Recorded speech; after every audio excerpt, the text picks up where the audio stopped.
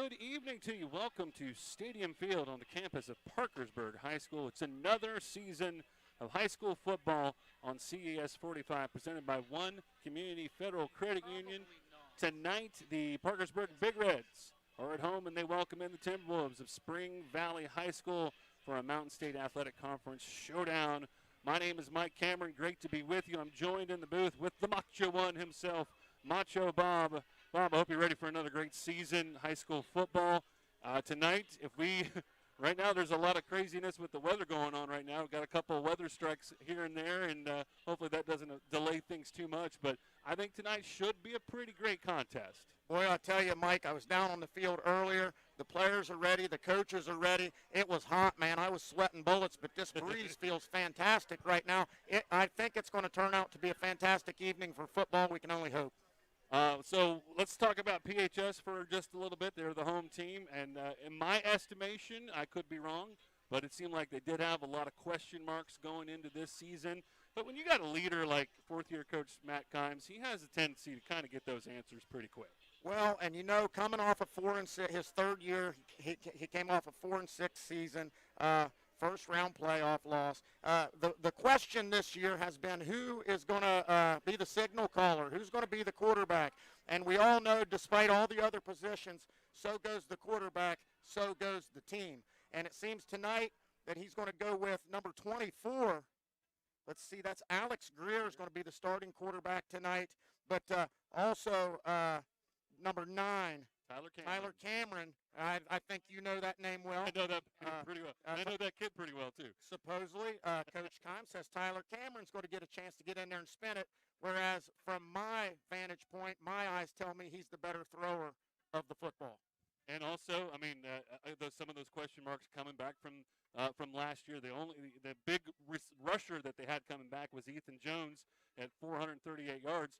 Against Morgantown, he got shut down a little bit. The leading rusher last week was Silas Chevron, but they do have some good senior and upperclassmen leadership to carry the rock. I think they're going to be fine. Right. And speaking of Silas Chevron, he also had an interception on the defensive side of the ball. Mm-hmm. And let's not jump to conclusions and judge the Big Reds based on that game against Morgantown, because Morgantown is a legitimate state title contender straight out of the gate. Defense did give up 500 yards against that team last week, so that is something that Kimes is going to have to shore up a little bit. I think he's got a good bunch of tacklers out there as well. Zach Medina, I think he's going to be a really big inside force for the Big Reds this year, too. All right, and I don't know about that Medina, but I know that the female version of the Medina was a basketball player and a heck of a wrestler. So if he's got any of that pedigree in him, that defense is going to be just fine, Mike Cameron. So Spring Valley, last week, they had a loss against GW. Didn't really seem like they got the wheels going too much last week themselves, so they've got a lot that they probably need to right. Brad Dingus, though, is the coach that can, diagnose those problems and fix them in time for this game. Well, and speaking of Brad Dingus, this is his 18th season at Spring Valley. Yep. 17 previous seasons, 0 losing seasons, Mike Cameron. That is unheard of statistically.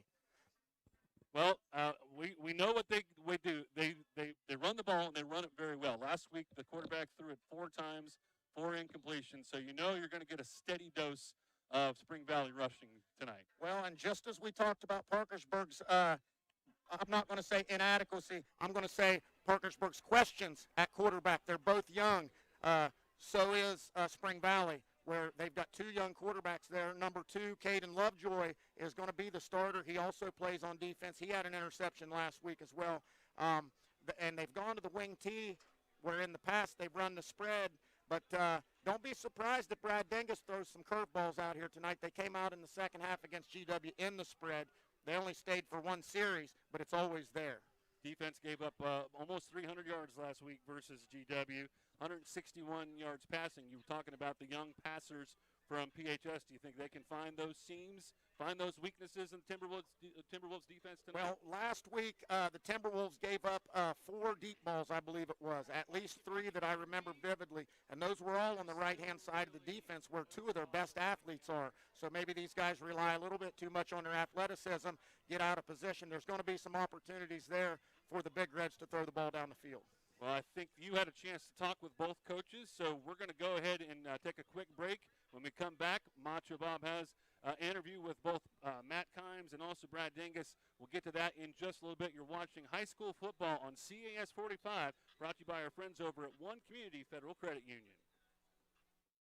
Debt getting you down? Zero out your high-interest debt with a home equity line of credit at One Community Federal Credit Union. Our lines start at 6.25 APR and have 0 points, 0 fees, 0 prepayment penalties, 0 cost for appraisals, 0 title fees. Terms and conditions apply. Details at onecommunityfcu.org and 888-771-1834. One Community Federal Credit Union in Parkersburg and Vienna. Your destination for financial freedom.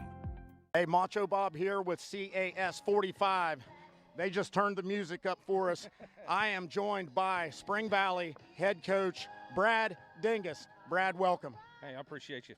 All right, Brad, I got a question for you. I was doing some research last night. This is your 18th season, is that correct? That is correct. So in 17 years, you've never had a losing season. Tell me, what's the secret? Genetics of my players. We've had some really good football players over the past years.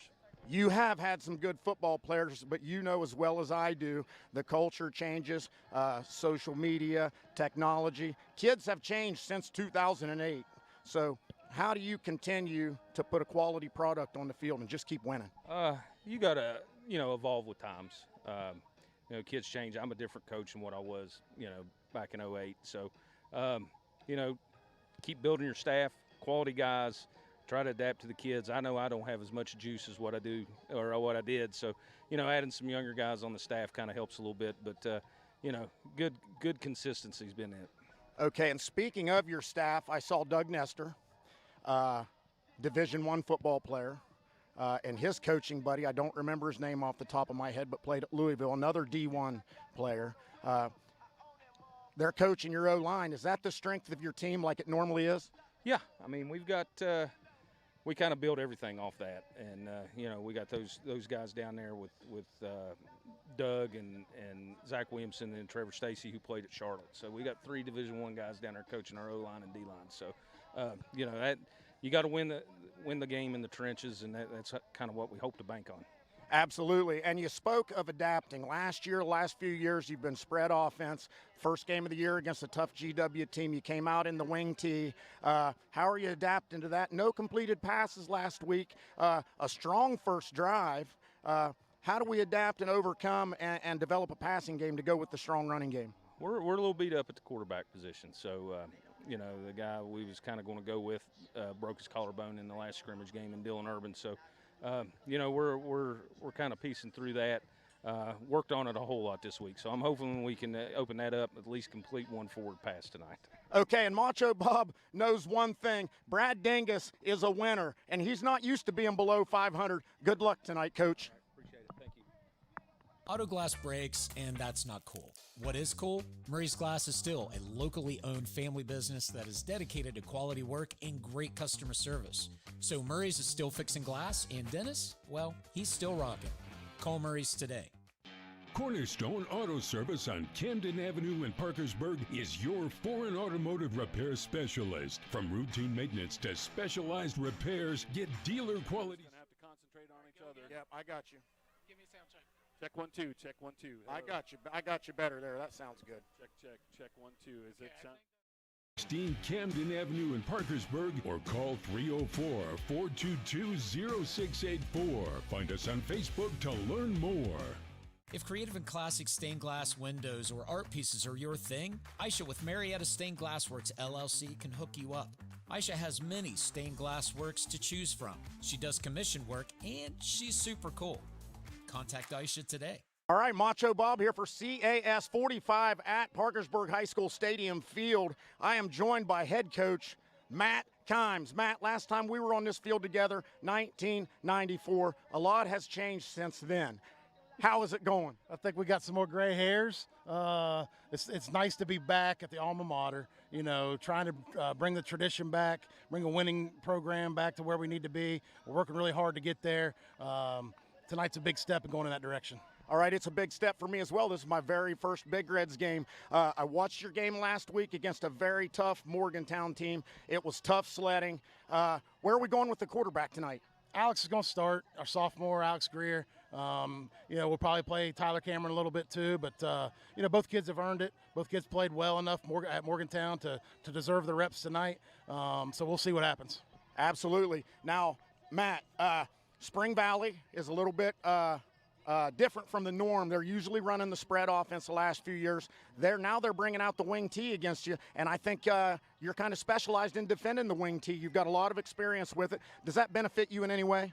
Well, I don't know. I think it's just comfortability with what they're trying to do offensively. But at the same time, we got to get the kids in the right spots, and then they got to go make the plays. I think we've got a good plan together defensively. Coach Eddie does a great job every week of putting the guys in the right spots, spends a lot of hours on it, and breaks the opponent down by tendencies. And they have some tendencies based on formation. So if our kids can recognize that, it should put us a little bit of a step up on what we expect them to do out of certain formations.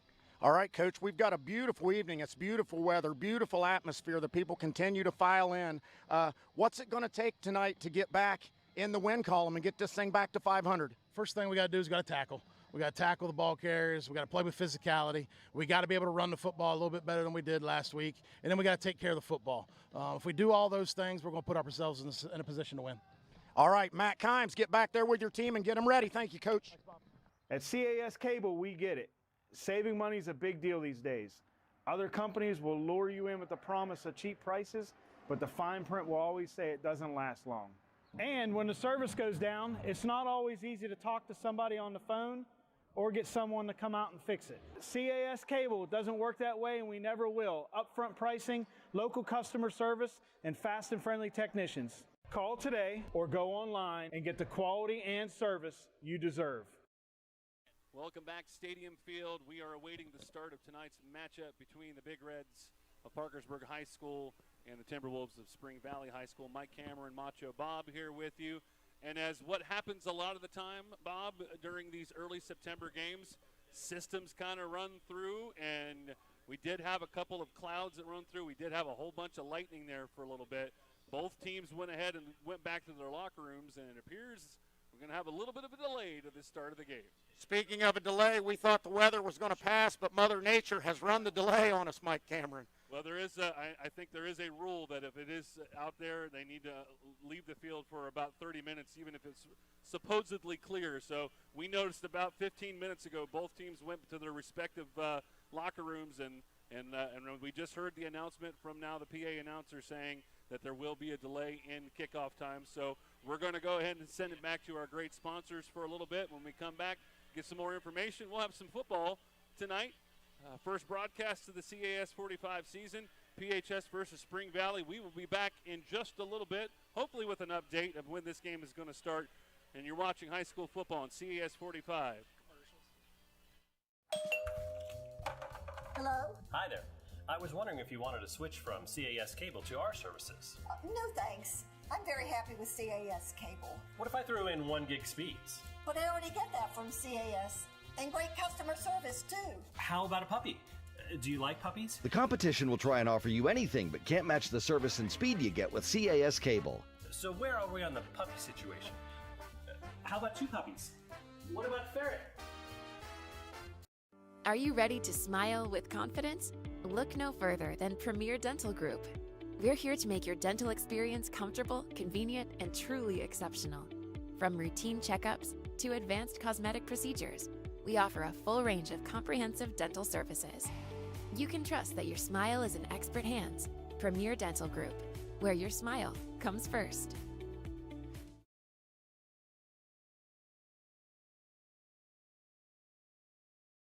Are you going through a difficult divorce or separation and struggling to come to an agreement on custody arrangements for your children? Raber Law Offices is here to help. Justin Raber is an experienced and compassionate attorney who understands the sensitive nature of custody battles and will work tirelessly to protect your rights as a parent and ensure the best interests of your children are met. Don't let custody issues cause more stress and anxiety. Contact us today to schedule a consultation. Call 304-893-9145.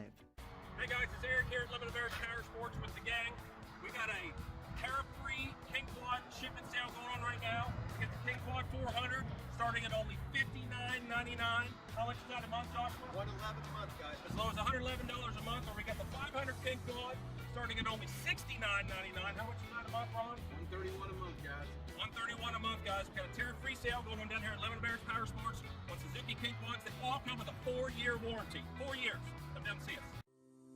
Elite Security in Parkersburg is your complete security solution for homes, businesses, and more. We can install cameras both indoor and outdoor so you can keep track of what's going on. Access control centers make sure only the people you want get inside. Alarm systems can make sure everyone stays safe and the proper authorities are notified. Visit EliteSecurityInstallation.com. Find us on Facebook or call today 740-350-9058. Not only do we have our web access through our internet, we have VoIP or voice over IP phones. And with 540 kiddos registered here, we have to have constant contact abilities with their families and their families with us. So we have to have reliable internet access for our phones to work, and we've never had a problem with CAS. It's more than just a customer supplier. It is a true partnership. I am Lynn Rhines, CEO of the Boys and Girls Club of Parkersburg, and we are thrilled to be CAS customers. At WVU Medicine Camden Clark, we believe healthcare is more than just diagnosing and treating illness. At Camden Clark, you are seamlessly connected to all of WVU Medicine, which allows us to provide you the most comprehensive and innovative care to meet your healthcare needs. Our expertise in heart, cancer, neurosciences, and kids care provides seamless, integrated care here and across the region. WVU Medicine Camden Clark is dedicated to delivering the highest quality patient experiences today and for generations to come. The difference that our connection to WVU Medicine offers you is real and game-changing for you and your family's health. Our purpose is to innovate, inspire, and provide exceptional health care to every individual who comes through our doors. WVU Medicine Camden Clark, dedicated to excellent health care for generations to come. Cornerstone Auto Service on Camden Avenue in Parkersburg is your foreign automotive repair specialist. From routine maintenance to specialized repairs, get dealer quality service for your import vehicle. Cornerstone has been awarded for their high standard of work, recognized by Bosch Automotive. Stop by 2716 Camden Avenue in Parkersburg or call 304-422-0684. Find us on Facebook to learn more. This is Jim Staley. From my 44 years of handling car wreck cases, I know that many people don't carry enough auto insurance to protect themselves and their families. That's risky and can lead to financial disaster. You can't rely on the driver who caused the wreck to protect you. You must protect yourself. If you don't know if you are adequately insured, call your local agent or call me. I'll review your policy for free and share my thoughts and experience. At Carl's Pawn Shop, our inventory changes daily, but that's not all that's changing. We're excited to announce a new addition to our family. Goldsmith Seth Bailey, formerly of Armstrong Goldworks, has joined us and can happily take care of all your jewelry needs. We have also given our Division Street showroom a complete redesign. However, our commitment to excellent customer service, quality merchandise, and great prices will be staying the same. So stop by today. It's always fun to see what's new at Carl's. Carl's Pawn Shop. We've been a CAS cable customer since 2012, and we've really enjoyed their service. We also partner with them to advertise our pharmacy. Their team is very accommodating to what we want to do, but helps us to communicate well to our customers on our services that we offer. We would definitely tell other businesses to use CAS Cable as their provider and their advertising partner. We're Laura and Taylor from Cox Family Pharmacy, and we're happy to be CAS Cable customers. Cox Family Pharmacy is here to save you the stress of knowing what pills to take and when with our pill packing service. You have a pharmacy staff that knows you with the experience to make it easy. Let us help you with our weekly pill packs. Cox Family Pharmacy, we're trusted. At Cox Family Pharmacy, we've built our reputation by taking exceptional care of our patients. Our team takes the time to get to know you and your family so you can get the help and service that you deserve. Thank you for making us your pharmacy for over 17 years. Cox Family Pharmacy, we're trusted. Auto glass breaks, and that's not cool. What is cool? Murray's Glass is still a locally owned family business that is dedicated to quality work and great customer service. So Murray's is still fixing glass, and Dennis, well, he's still rocking. Call Murray's today. If creative and classic stained glass windows or art pieces are your thing, Aisha with Marietta Stained Glass Works LLC can hook you up. Aisha has many stained glass works to choose from. She does commission work and she's super cool. Contact Aisha today.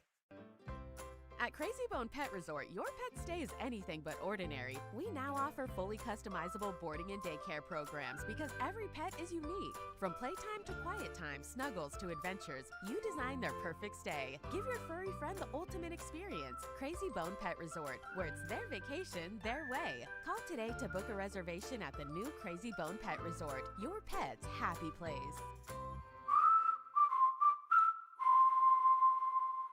Rejuvenation Laser and Skin Center wants to welcome 3 new state-of-the-art machines to their location. The Physique targets stubborn areas that regular diet and exercise have trouble with to help you get the results you've been looking for. The Tetra is a CO2 laser that offers fully customizable skin treatments to help improve fine lines and wrinkles, scars, and more. The Pico helps remove tattoos and dark spots by offering laser skin resurfacing with no downtime. Call 740-538-9943 to book your appointment. Our number one focus at Mattress Max is making sure you feel welcome and comfortable in our gallery. After 2 decades of guiding our customers, what we know is that total relaxation is the key to understanding your needs. There's no sale that's going to expire. There's no pressure to buy. Our core mission has always been customer education. For mattress education with an expert, visit our clean, friendly mattress store. If it doesn't say Max, you're not at the right mattress store. Selling your home can be a hassle. Taking phone calls at inconvenient times, the seemingly endless paperwork, strangers showing up trying to get a look in your house. SWC Realty can help with all of that. Our agents are ready to deal with the stream of calls and are fully prepared to get your paperwork done quickly and accurately. We handle all the interactions with prospective buyers, and we just market your home better. At SWC, your property is sold with confidence. Give us a call today at 304-485-2569. I've been advertising with CAS Cable now for about 3.5 years now. CAS Cable has been a piece to the puzzle of success for Ingalls Natural Healing and Massage. I would say try it out, advertise with them, and advertise for a full year just to see the steady progress that your business will have. I'm Patrick Engel, and I'm proud to be a CAS Cable customer. At Ingalls Natural Healing and Massage, we don't just relieve pain, we restore balance. Our award-winning therapist specializes in reflexology, targeting pressure points to help your entire body heal. Struggling with back pain? Let us help you find lasting relief with customized treatments designed for your needs. Call or stop by today or visit inglesnaturalhealing.com. Experience the difference. Ingalls Natural Healing and Massage, where healing begins. Right now, Dunbar and Fowler, the injury attorneys. When you've had a serious injury, you need legal advice immediately. Call today, we'll see you today and guide you every step of the way. The right answers right now. Dunbar and Fowler, the injury attorneys. Parkersburg, your favorite pizza just got closer. The pizza station on 3rd Street is now open. We're bringing you the same crowd-pleasing favorites you've loved for years at our St. Mary's location. Whether you're craving our famous pizza or fresh-made subs and salads, we've got you covered for lunch and dinner. Stop by the pizza station on 3rd Street in Parkersburg. The same great taste, now in a brand new spot. The pizza station, now on 3rd Street in Parkersburg. At Fasteners and Supply, we're more than just nuts and bolts.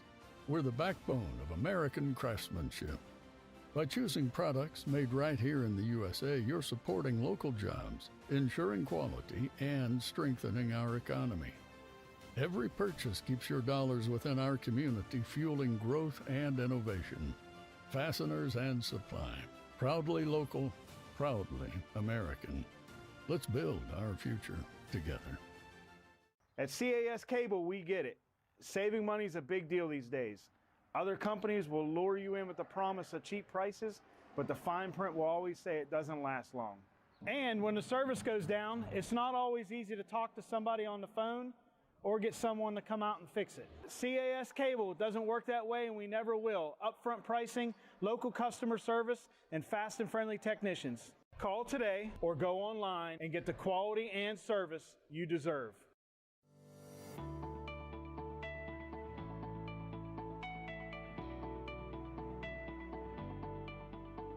Thank you, CAS Cable, for supporting Parkersburg South football.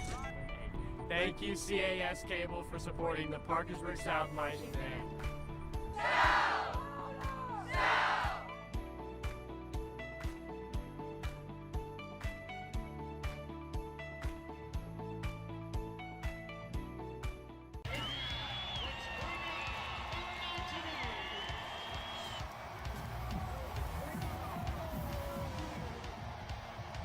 This is Game Day.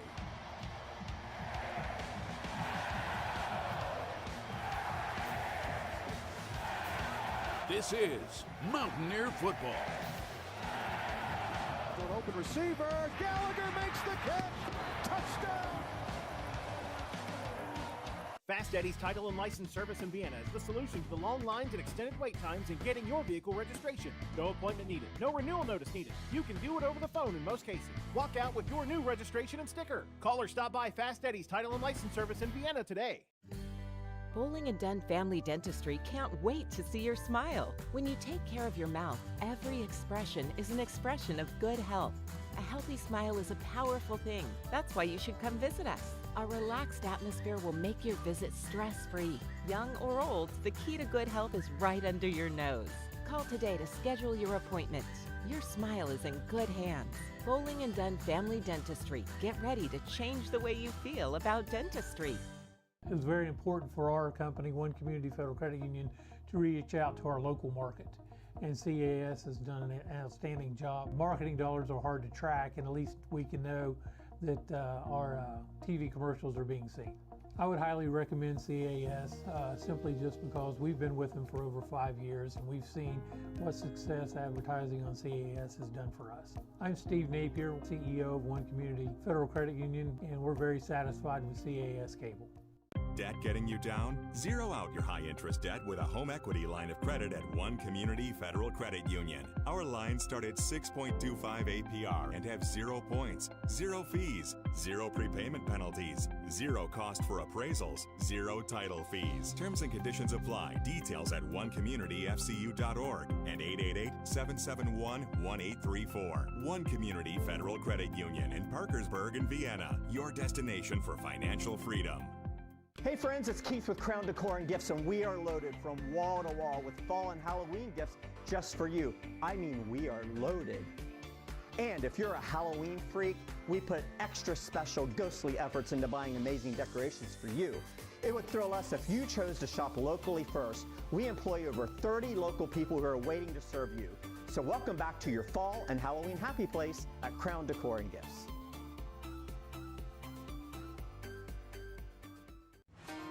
Hi, I'm Jessica Smith, owner of Smith & Company Vintage Market, inviting you to visit our 2 locations, 1301 Colgate Drive, Marietta, and Southgate Plaza, South Parkersburg. With over 300 vendors bringing in new merchandise daily, carrying a wide variety of antiques, collectibles, primitives, furniture, gift ideas, and so much more. We offer layaway and gift certificates too. Follow both stores on Facebook for daily updates. Smith & Company Vintage Market, a charming blend of old and new. It's finger licking time at the 25th Anniversary Rib Fest Barbecue Rib and Food Festival, September 11th to 14th at Ben Harris Football Stadium, downtown Marmet, featuring world-class award-winning barbecue ribs and chicken from around the country and other great foods and desserts, with inflatables, petting zoo, and big-time wrestling on Sunday. Performances with Del Nora performing her #1 hit, Peacemaker, the Esquires, Fleetwood Mac and Heart Tribute Bands, and more. Rib Fest, great food and fun for all, September 11th to 14th in Marmet. We have the internet service. We do TV commercials, and we really enjoy that very much. I love the fact that I can call them and a real person answers, and it's local. I always get great service. You know your business, and another company would just be a number. So I don't know why anybody would go with anybody else, honestly. I'm Marian Duval with Exit Riverbend Realty, and I'm happy to be a CAS Cable customer.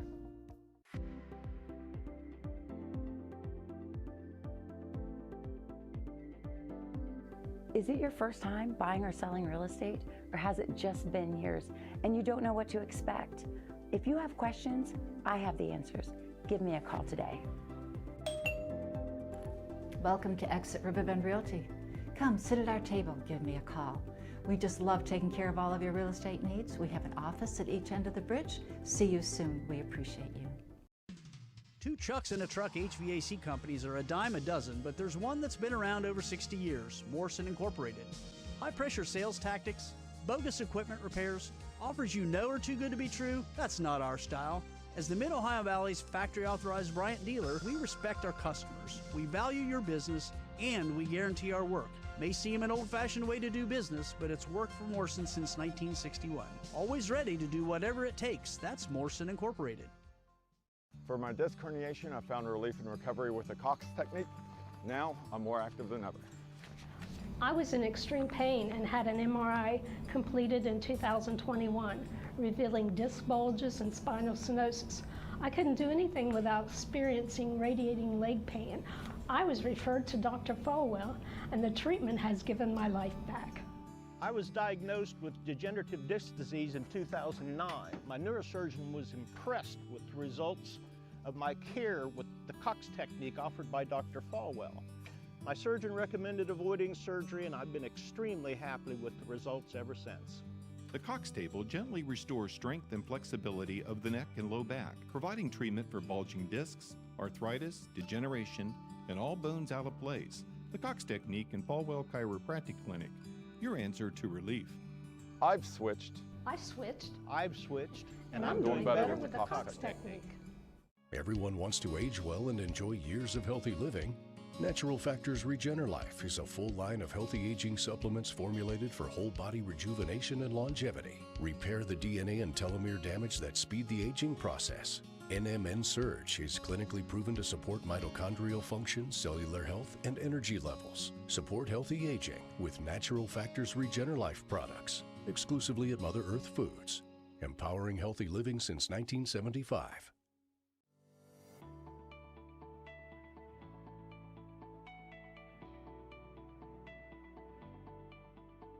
Thank you, CAS Cable, for supporting Belpre football. Thank you, CAS Cable, for supporting the Belpre High School Marching Band, the pride of Belpre. 1, 2, 3. Pride!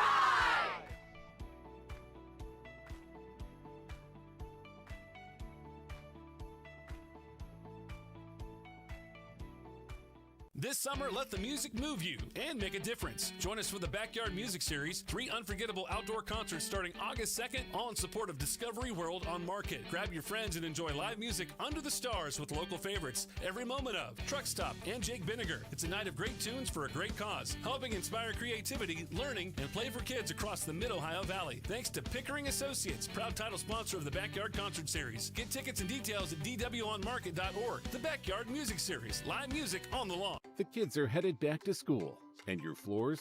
They've seen some things. At Honest Fred's Flooring, it's the perfect time to freshen up your space and tackle that project you've been putting off. New floors. And Honest Fred's makes it easy. Our team helps you find the right floor for your lifestyle, whether it's muddy cleats, spilled snacks, or just everyday living. Visit Honest Fred's today, because a new school year deserves a fresh new floor. Honest Fred's Flooring, Parkersburg, Marietta, and Spencer. Give your child the education they deserve. It's more affordable than you think. At Veritas Classical Academy in Marietta, we believe every child deserves a rich, challenging education that shapes both the mind and the character. Now, families from both Ohio and West Virginia can make this a reality thanks to powerful tuition scholarship programs. This means your child can benefit from our small class sizes, classical curriculum, and nurturing community. Don't miss your chance. Scholarships are available now, and spaces are limited. We have literally tried every form of advertising you can think of. We're a different area. Because of the size, we have to do things a little differently. And I'm telling you, the best spent money is absolutely in TV commercials. And we really appreciate Cass. We made a phone call. We actually called Cass first. And within 3 or 4 days, we were signed up. Within the following week, we had some new commercials created, and we were on TV. It was a great experience. This is Greg Gentry of Gregory Gentry and Associates, and we're really excited to be with CAS Cable. The stock market can feel like a roller coaster, full of twists and turns and a few too many drops. But what if it didn't have to be so scary? We help take the scariness out of investing. With smart strategies, clear guidance, and a steady hand, we can help you ride the market, not get thrown by it. The stock market doesn't have to be a thrill ride. Let's make it a smooth journey. Call the Habitat Restore to pick up your big donations, drop off your small ones on Grand Central and 16th in Vienna, and help us build and repair. When you donate your gently used furniture, we put it through the heat treatment, price it, and put it on the sales floor. Our customers line up Wednesday through Saturday from 9 to 4 to get a great deal and to support the Habitat programs. They get really excited when they find a great deal on furniture, appliances, or construction items. It's controlled chaos at the Habitat for Humanity Restore, but we hope you love it as much as we do. Call 304-HABITAT or find us on Facebook. Ma'am, do you know why I pulled you over today? You drove right past JR's Donut Castle and did not stop. You should go in and get some pastries and some donuts and maybe a pepperoni roll or something. Your donut. What? No, I'm not. You're clearly a donut. No, I'm not a donut. Thank you for your cooperation. You have a good day. What just happened?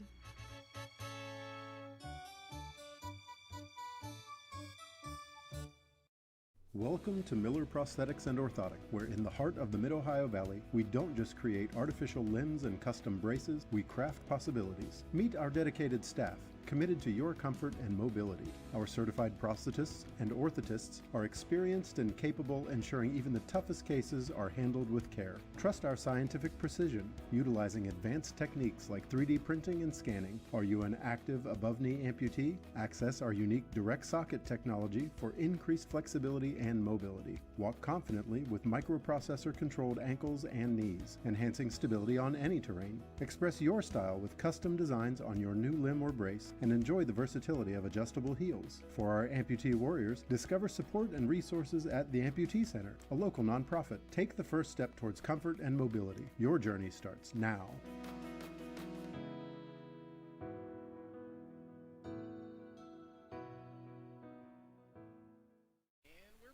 And welcome back to Stadium Field. We finally have some good news for you. We will have some football here in a little bit. They put a little extra time on the clock because there had been a couple lightning strikes, but I think we're about 11 minutes away from the start of this game. Mike Cameron and Macho Bob here with you. I'll just throw this out there, and I know you had some stuff you wanted to say. We're going to give you the full experience. We're going to give you the band. We're going to give you the national anthem and all that because you're probably tired of watching all those spots and everything. But they did have a very nice ceremony right before where they actually put two guys in the Big Red Hall of Fame. And I remember one of them because he actually was a member of the broadcasting program at Parkersburg South, actually Wood County Tech Center.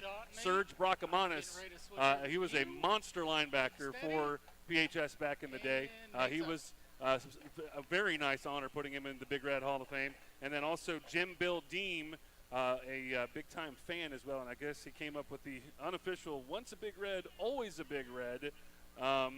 He came up with that familiar phrase around the Parkersburg parts here, so it was a very nice ceremony to see that. Well, and as we look at this Parkersburg High School Big Red Band, let's give a shout-out to our good friend Joe Oliverio. I know he would appreciate the band out here right now. And let's just throw a few tidbits out here about Spring Valley for the folks that don't know where Spring Valley is. Spring Valley's in Huntington, West Virginia, and it was a combination of Vincent High School, Sarita Canova, and Buffalo High School. They combined to become what is now Spring Valley. And as Spring Valley does not have any state titles, they do have 3 runner-ups, all to Martinsburg in a 3-year span from 2016 to 2018. Between Vincent, Sarita Canova, and Buffalo, they have 15 state titles, Mike Cameron, 15. One of those being in 1994, Sarita Canova, the very last year for Sarita Canova High School. And for those of you that like football, there is a documentary out there called Perfect Wonders, the story of CK's final title team, and it is absolutely amazing. I've watched it multiple times. More stuff about Spring Valley. Their offensive line is coached by Big Doug Nestor, who was just with the Steelers a couple weeks ago. Oh, really? Another guy, Zach Williamson. You imagine having Doug Nestor and Zach Williamson on the same offensive line. From 2016 to 2018, that's what leads you to 3 runner-up finishes in the state. Spring Valley 6-3 all-time versus PHS. They have some notable alumni for all you Mountaineer fans. Elijah Wellman played some fullback special teams. Grayson Milesevich, he was the runner-up for the Kennedy Award in 2018. He played at WVU and later transferred to Valdosta State. Here's a good tidbit of information for you. Wyatt Milam, he's a backup guard for the Jacksonville Jaguars. Guess who else plays for the Jacksonville Jaguars? That's right, Parkersburg High School's own Brenton Strange. So these guys are teammates, and I kind of got a question. You think they're gambling on the game? You think they got a friendly wager on this tonight, Mike? Well, I don't know if they're gambling. At least they wouldn't admit to that. But, yeah, they're probably a little wager, I would say, on this game. So. And before everybody's like, hey, Macho Bob, you know a lot about Spring Valley, I want to give credit to my good friend Neil Lynch, my statistician, who provides me with all kinds of great information, including that Jason Potts, PHS principal, went to Valley Wetzel, and they were on the losing end of that 1994 title game against Sarita Canova. Oh, I got you right there. Okay, very good. Again, it's, you know, again, you talked about consolidation. That seems like that's a hot topic with a lot of things going on, especially now. Some other high schools, 100 High School, no longer. What's the other? There was another one too. A couple of, that's up in the Wetzel County area, but that seems to be the topic of conversation. There's a lot of schools. It's a lot of school districts going to that. This is something that they did obviously a while ago, and they put together a very nice high school in that amount of time in Spring Valley. But it's an epidemic, I would say, in the state sometimes. Well, and there's another hot topic we should probably touch on, Mike Cameron, and it's something that's affected the college football game already, and it looks like it's going to trickle down into the high school game, and that is NIL, name, image, and likeness. And you see it already with Spring Valley, who the guy they thought was going to be their quarterback, his name's eluding me right now. He's went somewhere else. So now that puts them in a very tough spot, running some young guys out there. And it's been such a big deal for them. They've had to go from the spread offense to the wing T and rely more on their stable of running backs. Let's go ahead and take this moment in time. Right now the PHS band is performing for us, and very soon they're going to be doing the national anthem. Again, it's high school football. Let's give you the full experience. Let's go ahead and send it down to the field for the PHS Big Red Band.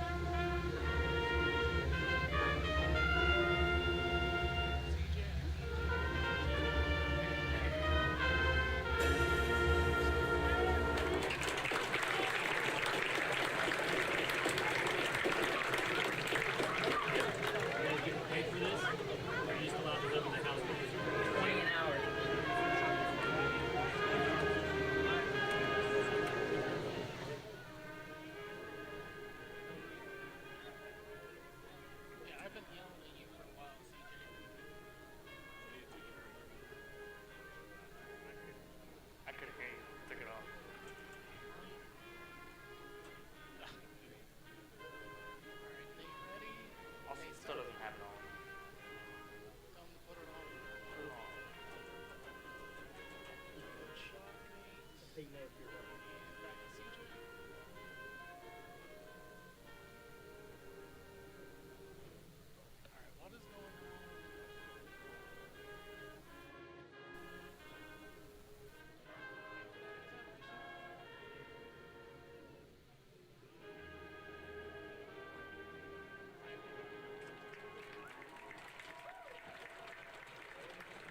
sights, the sounds, the traditions of high school football. And it all starts with this broadcast tonight on CES 45. Let's just take a very quick 2-minute break. When we come back, we'll have a kickoff. It's the Big Reds and the Timberwolves on CES 45, presented by One Community Federal Credit Union. Debt getting you down? Zero out your high-interest debt with a home equity line of credit at One Community Federal Credit Union. Our lines start at 6.25 APR and have 0 points, 0 fees, 0 prepayment penalties, 0 cost for appraisals, 0 title fees. Terms and conditions apply. Details at onecommunityfcu.org and 888-771-1834. One Community Federal Credit Union in Parkersburg and Vienna. Your destination for financial freedom.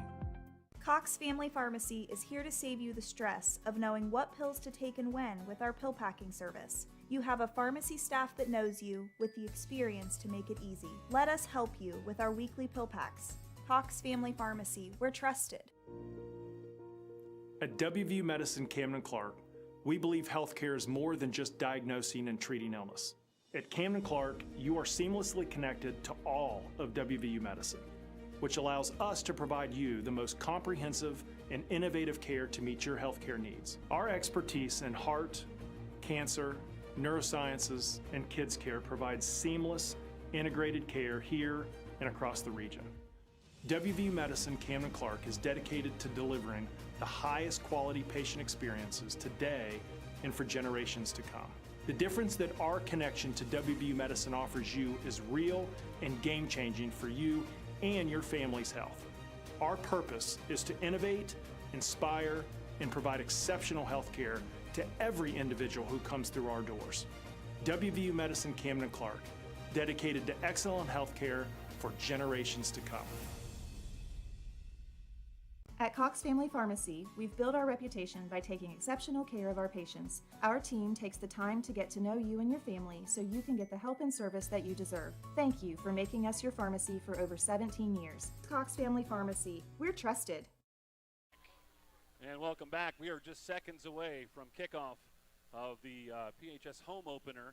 Big Reds going up against Spring Valley. Mike Cameron and Macho Bob, the captains, just met at midfield.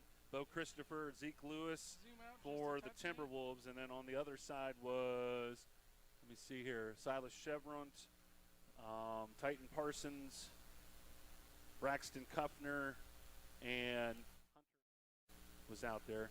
And now we're just awaiting now the arrival of the rest of the Big Reds through the tunnel. Mike, the anticipation, the tension, the apprehension, it's all about to come to a head right here as the Big Reds gather in the tunnel. CJ's up. Nate, rest your arms. We got a lot. Is this scoreboard is new, right? Is the video board new, or at least newer? It is brand new this year, okay. Mike. I had not seen that stuff. That's a fantastic investment. It's a nice replay board, so when these Big Reds make great plays, when these Spring Valley Timberwolves make great plays, we can run them back for the fans to look up there and check it out again. It is a very special place here at PHS. Stadium Field, lots of great football has been played here over the years, and here come the Big Reds. Here they come. Here they come. Well, they even sprung for the fog machine. I love it. You can't pay for that kind of production value. Beautiful camera work right there, and welcome to the 2025 football season here in Titletown, Parkersburg, West Virginia.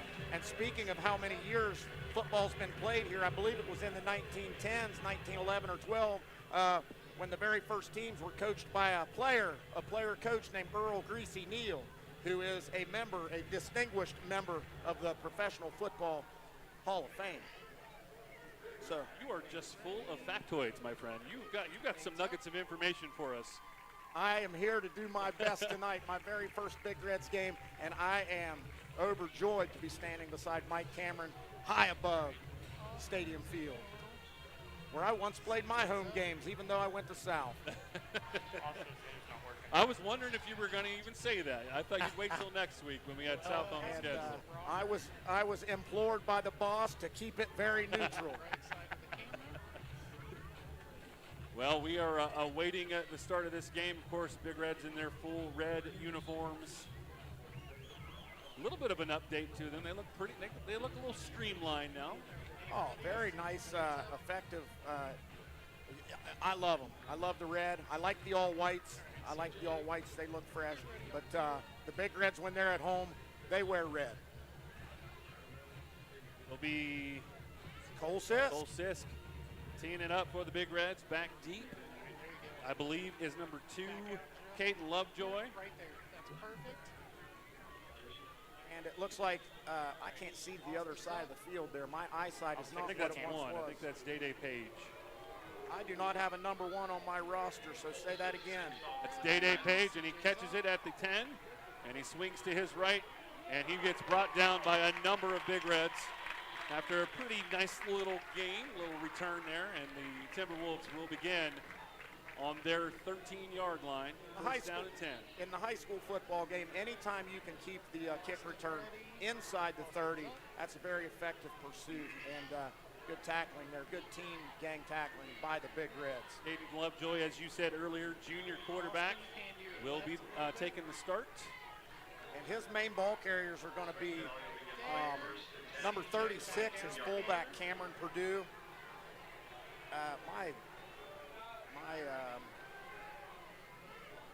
And a broken play there to start off with. Lovejoy got the snap, and there was nowhere to go. Who's number 21 on your Spring Valley roster? That would be Kanan Dillon. Cannon Dillon. He was their lone touchdown scorer last week, and he is their most athletic ball carrier. Lovejoy goes all the way to the sideline to get the play call. And they do this just about every play, Mike. They want to hold this ball and keep this football for as many minutes of this game as they can. It's a ball control offense, and it's going to be a very slow pace compared to the spread offense. You are correct, sir, about that offensive line. That is a bunch. That is 5 very large gentlemen out there. Got 2 receivers split out to the left.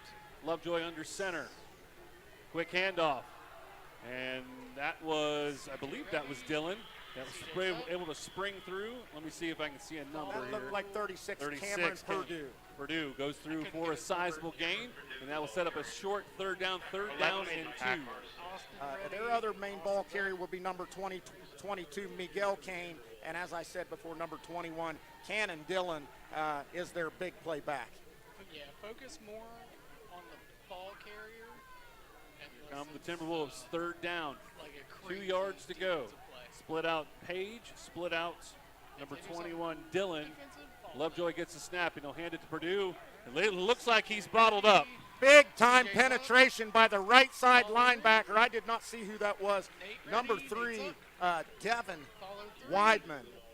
And number 8 was in there too, Ethan Jones. And they're going to say no gain on the play. No, they're going to give him actually a yard on the play. It looked like he got stuffed. Looks like they gave him a little forward progress there, and the Big Reds kind of pursued the football and pushed him back there at the end. That's the kind of defense that it's going to take to defeat this wing T. They run the same looks at you all the time and give it to a different back. Looks like they will go for it on 4th down.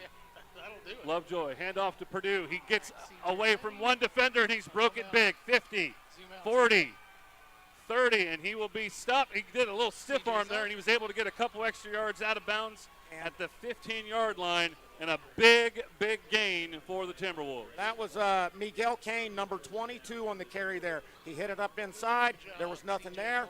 Bounced it outside, got outside the corner, and he was run down by Brady Thorne. Good pursuit there at the end to prevent the touchdown by number 4. Once he broke that first tackle, it was off to the races. Good job by the secondary just to catch up, but a sizable gain. Conversion of the first down and 10. Mark it at the 16-yard line of PHS. 9:25 in this first quarter. Lovejoy under center.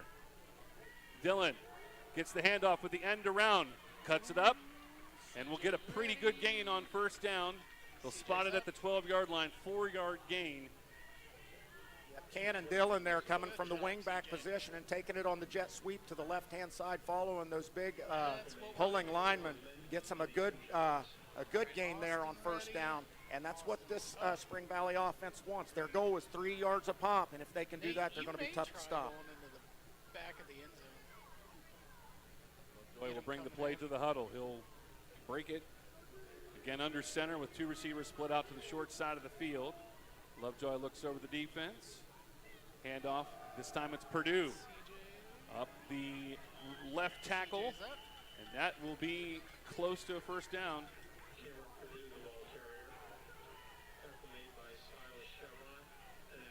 And it will be a first down. They'll move the chains. Actually, they'll take the chains away because it's first down and goal. Put it on the 6-yard line. That's exactly what these Timberwolves want to do. They want to lean on these big offensive linemen, just try to push these big reds. There's definitely a definitive size advantage down in the trenches, and that's what we're going to see all night is these Timberwolves are just going to run it between the tackles until PHS can stop them. And one play just changed the whole complexion. They had a couple of stuffs in there, but a big gain. Lovejoy to Purdue, around the left side once again. Pull it a little bit closer to the goal line, but still a couple yards to go. Second down and goal. Looks like they're going to mark it. And you see just Purdue outside the 1-yard line. Go ahead. I apologize. You see Purdue there, number 36, a very stout young fellow right there. He's short. He gets in behind those linemen, and you can't hardly see him until he gets through there. So it's going to be a tough task to contain this guy tonight. 5'8", 202. You're right. He kind of just gets lost in the shuffle with all that big beef on the front line there. Lovejoy with one receiver in motion. It's Purdue again. PHS is able to get that penetration like the one time before, and they're going to force a third down and short. And excellent attack. Their lower pad level, they got lower than the low man there, and they used some leverage to stop the little fire plug that time. Excellent tackling there. Excellent defense by the Big Reds on the goal line. Third down and 1 from the 1-yard line. PHS had stopped Spring Valley for a fourth down and short. Spring Valley broke off a huge run to keep the drive alive, and now they're just 1 yard away from pay dirt. Third down. Again, those 2 receivers split out to the short side. Now we got Kane in the backfield. He gets the handoff, and he pushes forward, and arms up in the air. Touchdown, Spring Valley. And you know what it's going to take tonight, Mike, and this is exactly how Spring Valley started against George Washington. They drove it down on the very first drive, and then they were shut out after that as they became very one-dimensional. But like I said, it's going to be a tough task to handle the size of the Spring Valley offensive line. These smaller linebackers and linemen are going to have to pick and guess and shoot gaps and try to get contact in the backfield. Brady Cheshire will be the kicker with Lovejoy with the hold.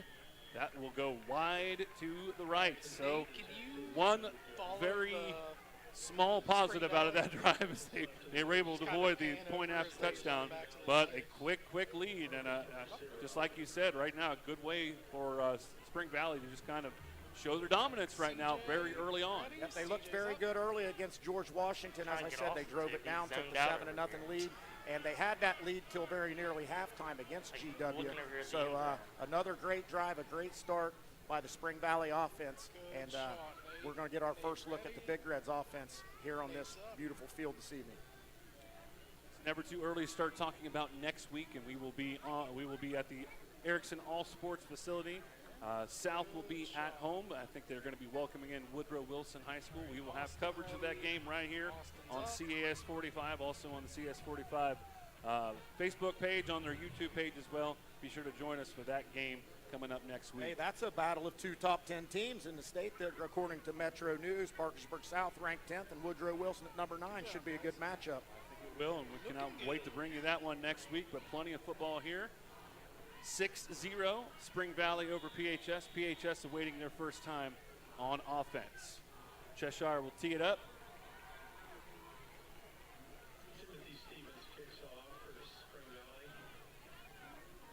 I have Cheshire, Brady Cheshire.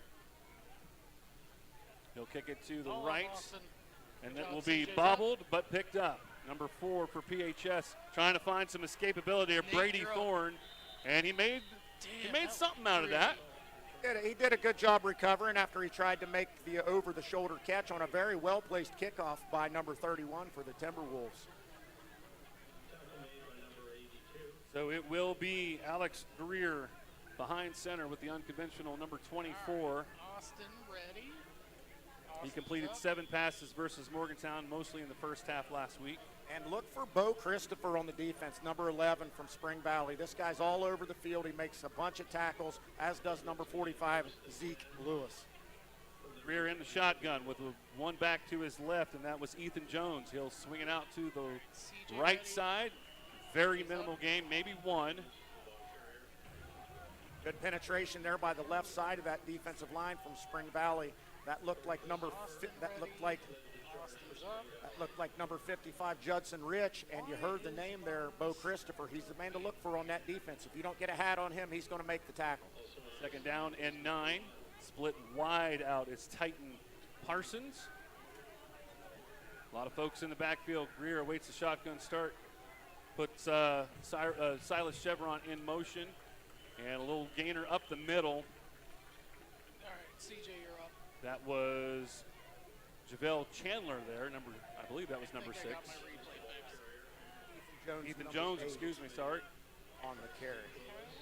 And boy, I tell you, Mike, I'm glad you've got some good eyesight because I'm struggling to see these numbers out there. I need to hit the optometrist. 3 receivers to the left. Greer in the shotgun. 3rd down, 7. Greer got the time that he needed. Parsons in the middle, makes the catch, and he's got a little bit of room to work with. Nicely done. Gets to the 40-yard line. And that's a good way for Matt Kimes there to simplify things for his quarterback. Went through his progressions there, saw a big number 11, Titan Parsons, coming across on the crossing route underneath. Well-placed ball, caught it and ran with it. First down, Big Reds. Spotted at the 40-yard line of PHS. 5 minutes left in this first quarter. Greer awaits the shotgun snap. And a little misdirection there. This time it's Jones, and he breaks away. He got there, he goes, and he broke it. He's at the 30, he's at the 20, 10. Touchdown, Parkersburg High School. What a nice play call by Kimes, and what great execution. Here's the replay. They hit him with the counter action there, Mike. And Ethan Jones bounced it outside, and once he saw a crease, he was gone. He split the safeties, and he took it to the house for the first home touchdown for the Big Reds this year. Tie ball game, 6-6. Good disguising of the formations there, too, because Spring Valley just gave up that one little nice pass play to Parsons, and they had the look of another pass play. It was a good ball fake. Great job, great execution there. Cole Sisk for the extra points, and it's blocked. And ball is dead. But a great answer there for PHS with the long touchdown run for Ethan Jones. 60-yard touchdown run. And that got the crowd back into the game immediately, Mike Cameron. That was a heck of an answer right there. Just what the doctor ordered. Good wider shot there. Right there. All right. Touchdown run for Ethan Jones. Again, that was just a really good play call there. Spring Valley, I think, was looking past, and they did a great job of. And also, I mean, don't discount Ethan Jones, what he did on his own, because it was clogged up in there in the middle. Once he got the outside corner, though, very similar to the touchdown run from Spring Valley, where he hit it up inside, and it got clogged up. He found a little crease to the outside, and off to the races. 2 long touchdown runs. Well, I'm sorry, 1 long touchdown run, and then the Spring Valley run that set up a touchdown. Yes, absolutely. Here we go, Mike. What I thought could be a low-scoring defensive battle, this might be a shootout. Well, 1 punch was thrown, and then 1 punch was answered. So let's see what happens on drive number 2. Sisk will tee it up. Once again, it will be Dylan and Page back there. Page will be making the catch at the 10-yard line. Here he comes. He'll take it up the left sideline. A little bit of an opening, and he's still on his feet. Nice move to break away, but eventually brought down at the 45-yard line, and that's where the Timberwolves will take back over. Boy, that is excellent field position for this Spring Valley ball control offense, where they want to hold on to this ball as long as they can every time they've got it. Ready. CJ's up. And it's got to be disconcerting for PHS in a way. I mean, if Spring Valley can keep breaking this open, again, we've said it, they're one-dimensional right now.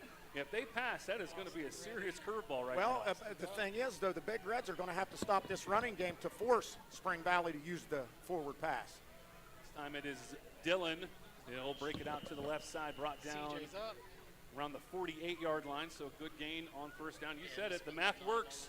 3 yards, even if you go on first down or fourth down, that's going to be a continual movement of the football. They will continue to matriculate it down the field, like Hank Stram said. Now, I would say 3 yards in a cloud of dust, but there's no dust on that field. Maybe a little bit of black rubber fiber. Cloud of rubber pellets. But again, what a great start to this football game, and what a great start to the home opener here for the Parkersburg Big Reds. Probably just wanting so bad to get on the field after that delay. Lovejoy under center, quick handoff. And I believe that was Purdue, and he'll bring it to first down yardage. Flag down on the play, that may change things. And also, Big Red came up the football. Parsons came up with the ball, so they might have to discuss a possible turnover here too. And boy, with the size of that line, when they give it to number 36, Cameron Purdue, on that little quick hitter, he gets to the secondary. He gets into those linebackers quickly. Goal. I don't know what happened. Where's that white hat? 10 yards from the previous spot, so that will. That kind of monkey wrench is the 3 yards in a cloud of dust plan here. That's a big feather in the cap for the Big Reds here. And this was a highly penalized Spring Valley team last week with 100-plus yards in penalties. And many of those penalties were false starts on the offense and encroachment on the defense. That's going to put it back all the way to the 42-yard line. So a costly penalty, second down 13.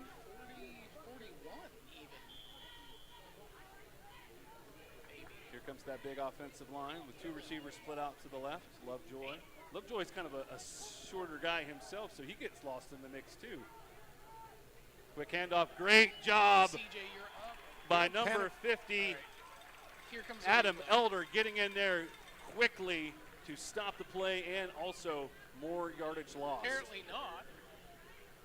And he just shot the gap. You see there, he went right between the center and the guard into the backfield, and excellent job there by number 50, Adam Elder. I think we're going to hear his name a lot this evening. So that will set up a third down and 14 for a running team. A third and long is usually not what the doctor ordered. So See, they're just going to run that play clock very down to the very last second, nearly every time they approach the line. First time we've seen shotgun formation. Lovejoy fakes it, throws to the left. That's Page for the screen pass. He gets away from the initial tacklers, and he'll get good yardage, but he will not get a first down. Mark it at the 50-yard line, and Coach Dingus will have to decide what he wants to do with this fourth down and approximately 5. And Spring Valley is nothing against that quarterback. He is a small guy in stature. I'm sure he's got a very big heart. But Spring Valley is very limited in what they can do in the passing game. You saw the arm strength getting the ball out there to the wing. And if Parkersburg can make Spring Valley remain one-dimensional, they're going to have a chance to win this football game. Right now it appears they're going for it. Split out two receivers to the left. Lovejoy in the shotgun. Fourth down and a long 5. And I think they waited to see if they could get maybe a penalty, maybe a drawn offside, but nothing happening there. Timeout called. 2:44 remaining in this first quarter. We are tied at 6. CJ follow CJ. You got to wonder here what your strategy is as Big Reds coaches. They huddle up over here on the near side of the field. You got to prepare for Spring Valley to come out with the regular offense. You got to prepare for Spring Valley to come out in punt formation. Yeah, I must have. I gotta think they're going to be punting. It's 5 yards. It's a long 5. The positioning on the field right now is not really beneficial for them. I would, if they were a bit closer, I would think maybe they'd go that route. I think Coach Dingus was just trying to see, maybe just kind of see what their defensive alignment was. And it looks like Miguel Kane is their punter, and it looks like he's going to drop back the necessary yardage to put this in the air. Back deep for the Big Reds, number 4, Brady Thorne, and also number 6, Jabel Chandler. High snap, and almost in there, but a wobbly punt does get away. And PHS is going to let it roll, and roll it will. Inside the 5-yard line. They even got they gave it another roll. It got all the way to the 3-yard line. Nicely done by Kane and the Timberwolves, pinning the PHS Big Reds back now at the 3-yard line to start their next drive. A well-placed end-over-end tumbler there by Miguel Kane. Not the prettiest punt I've ever seen, but very, very effective. PHS was a very, very small distance away from that. Right, first down and 97 yards to go. Greer will be in the shotgun. 3 receivers after the 1 receiver goes in motion all the way to the other side of the field. Quick handoff to Chevrons. And a nice gain. Just giving them a little bit of room. That's all they wanted at that place. They were a little cramped back there. Saw one of the Spring Valley linemen there get what he perfectly timed start, but kind of over-penetrated and ran past the ball there. Good run, good first down game by the Big Reds. Second down and 5, approaching 2 minutes left in this first quarter. Thorne and Partons to the right, and I believe that is Levitt to the left, Greer in the shotgun. And another quick handoff. That's Jones looking for room, and he'll dance his way to the 14-yard line, and that's going to move the chains. Good vision by number 8 there. He looked left. He looked like he wanted to go outside. He saw an opening inside, popped it up in there, and got the first down. Good vision, good sense. Follow the big guys. Right. And for there to be big holes like that out there, that offensive line is doing some work right now. Look at the size of that nose guard. Again in the shotgun, it's Greer.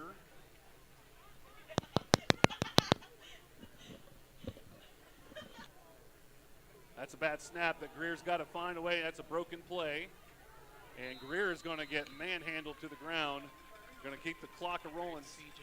Did a good job to recover that football there, but I'd like to see the young man just dive on that and prevent anything catastrophic there.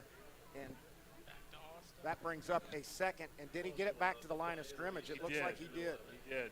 Well, it's just I'd say about a half yard. It's second down, 10.5 yards. And the size of that nose guard in there, Maddox Barron, 6'4". He's listed at 6'5" here, 300 plus, 325 pounds. Greer puts Parsons in motion. Another high snap. Get the handoff. No, it's a fake. Up the middle is Greer. And he's going to get first down yardage on a nice ball fake. Good run into the open field. Move the chains for the Big Red. Mike, tell me who our center is for Parkersburg High School right there. Because as I was talking about the size of that big nose guard, Parkersburg High School center blew number 79 off the ball and opened up a big hole for Alex Greer. I'll have to wait until he gets lined up again. I think is it 66? If it's 66, that's Jackson Rowe. No, that's a 5. There's 2 receivers to the right, 1 to the left. Put a receiver in motion. That is Kuffner. Fake the handoff. Greer throws to the left, but that was a low pass. That one never had a chance. Big 79 had some good penetration on that play, and Alex Greer had to get rid of that ball quickly, and it was low and never had a chance. Incomplete pass stops the clock. 8 seconds left in this quarter. Final play, presumably for the Big Reds. 55. 55 is the center, and that would be Dre Grinter. Let's give Dre Grinter a big shout out here for taking on our monumental task out there tonight. Empty backfield, 4 receiver set. Receiver in motion. Greer fakes the handoff, and he's going to run once again. He got away from one tackler, and he'll be brought down near the 40-yard line, closer to the 37-yard line. And that's how this first quarter will end. PHS will come back with a short third down. We'll have more football for you in just a bit. You're watching CAS 45, coverage of high school football on CAS 45. Of course, it's presented by One Community Federal Credit Union. Debt getting you down? Zero out your high-interest debt with a home equity line of credit at One Community Federal Credit Union. Our lines start at 6.25 APR and have 0 points, 0 fees, 0 prepayment penalties, 0 cost for appraisals, 0 title fees. Terms and conditions apply. Details at onecommunityfcu.org and 888-771-1834. One Community Federal Credit Union in Parkersburg and Vienna. Your destination for financial freedom. Score big this fall with GoMart. Every Saturday through the end of October, GoMart Rewards members earn triple points on all purchases. And while you rack up on rewards points, be sure to scan the QR code in-store for more ways to win. Each scan is a chance to score the ultimate tailgating package with a $200 GoMart gift card, tailgating supplies, and more. GoMart is your hookup for the football season. Visit the GoMart app or gomart.com to learn more. GoMart is the official convenience store of WVU Athletics. At CAS Cable, we get it. Saving money is a big deal these days. Other companies will lure you in with the promise of cheap prices, but the fine print will always say it doesn't last long. And when the service goes down in 3, Greer fakes the handoff, rolls to his left, gets it in the air, and I don't know if it was touched, if it just got out of his hand funny or whatever, but that's going to go incomplete as we come back for the very first play for the second quarter. And that will stop the Big Reds in their tracks, 4th down and 3. They tried a little rollout pass there, but 45 Zeke Lewis did a good job there getting his hands up, getting into the arm of Alex Greer, and forcing an incomplete pass. And now the Big Reds line up to punt. Tyler Shahan will be the punter for the Big Reds.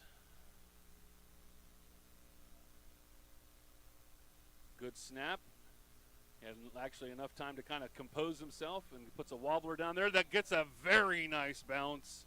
What could have been around the 30-yard line ends up at the 18-yard line. Very nicely done by Shahan.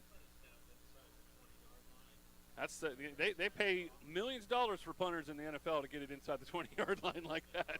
and we've seen 2 excellent punts here by the opposing teams. And speaking of Tyler Shahan, let's give a shout out to his father. I know him well. Big Tyson Shahan played some football at Glenville State for Rich Rodriguez. You are just dropping the names left and right, my friend. Channing Tatum played at Glenville State. I did know that. Rich Rod probably didn't like him. He's too pretty. 1st down and 10 at the 17-yard line, excuse me. We got one receiver split out in Page. Under center, Lovejoy puts a receiver in motion. Inside handoff, it's Purdue, and he broke it. Nicely done, right up the right tackle, right up the hash mark. 1st down, yardage on the run, but we do have a stoppage.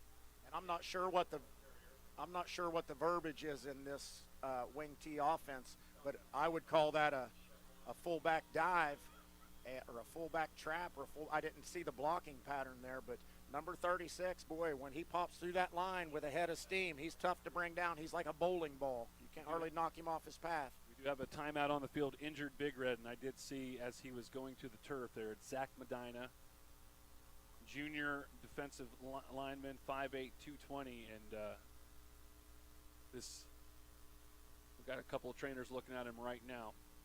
But let's just get back to as they work on him. Let's get back to an opportunity lost by PHS right there. I was a 3rd down and 3, a very makeable play, just couldn't execute on that play, and that might send shockwaves for the rest of the game, quite possibly. Well, and for being, I would say Spring Valley's the favorite coming in here, and they did come in and take the early lead. And the Big Reds have done very well for themselves to stay in this game. They answered the score, and they've proven to be somewhat effective in stopping the Spring Valley running game. But they have yet to be able to do what George Washington did last week, and that is force Spring Valley to throw the football.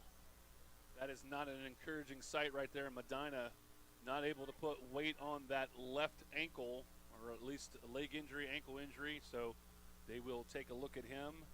Back in the locker room, get him looked at. He's one of their big interior linemen for PHS, so that could be something for Coach Dingus to say, let's run a play right where he was, and let's see See how much yardage we can get. First down and 10, mark it at the 31-yard line.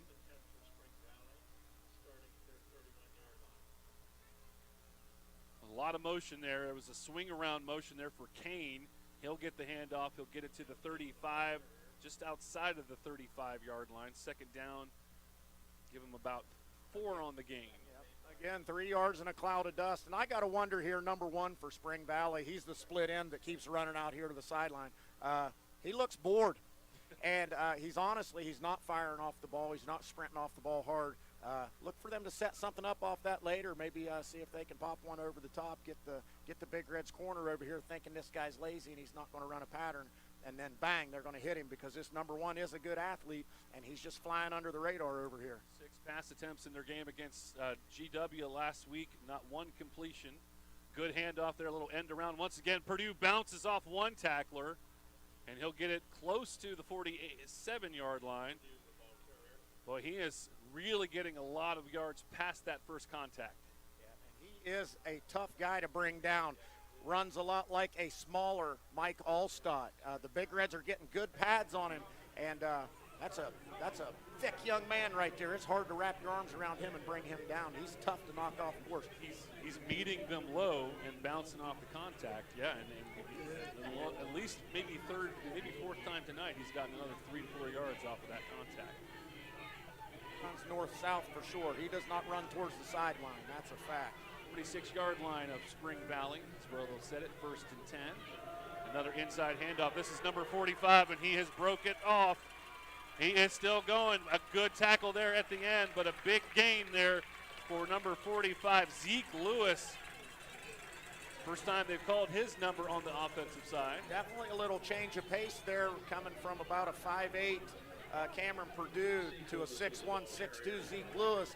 And the big man had some speed there. Once he popped through that line, he was off to the races. That was Jones that caught up with him to bring him down at the last second, but not until he got to the 7-yard line. First down and goal, inside 10 minutes. And knocking on the door to try and get back into this lead. Right now the score at 6-6. Lovejoy gets the snap over to Purdue. He gets stopped in the backfield, and then one defensive tackler turned into 8 defensive tacklers. Good swarm to the ball. Maybe a yard lost on the play, second down. Good pursuit there by the Big Reds defense, and an excellent way to start this 4-down series. Keeping these guys at second and long, whereas they're looking for 3 yards a pop. The Big Reds are looking to hold them inside 2. Again, Page will split out like he normally does, but right now he's been a lonely guy in this offense. Lovejoy, the receiver in motion. Another inside handoff. PHS initially stopped it, but I think that was Purdue that got away and got an extra yard on the second opportunity there.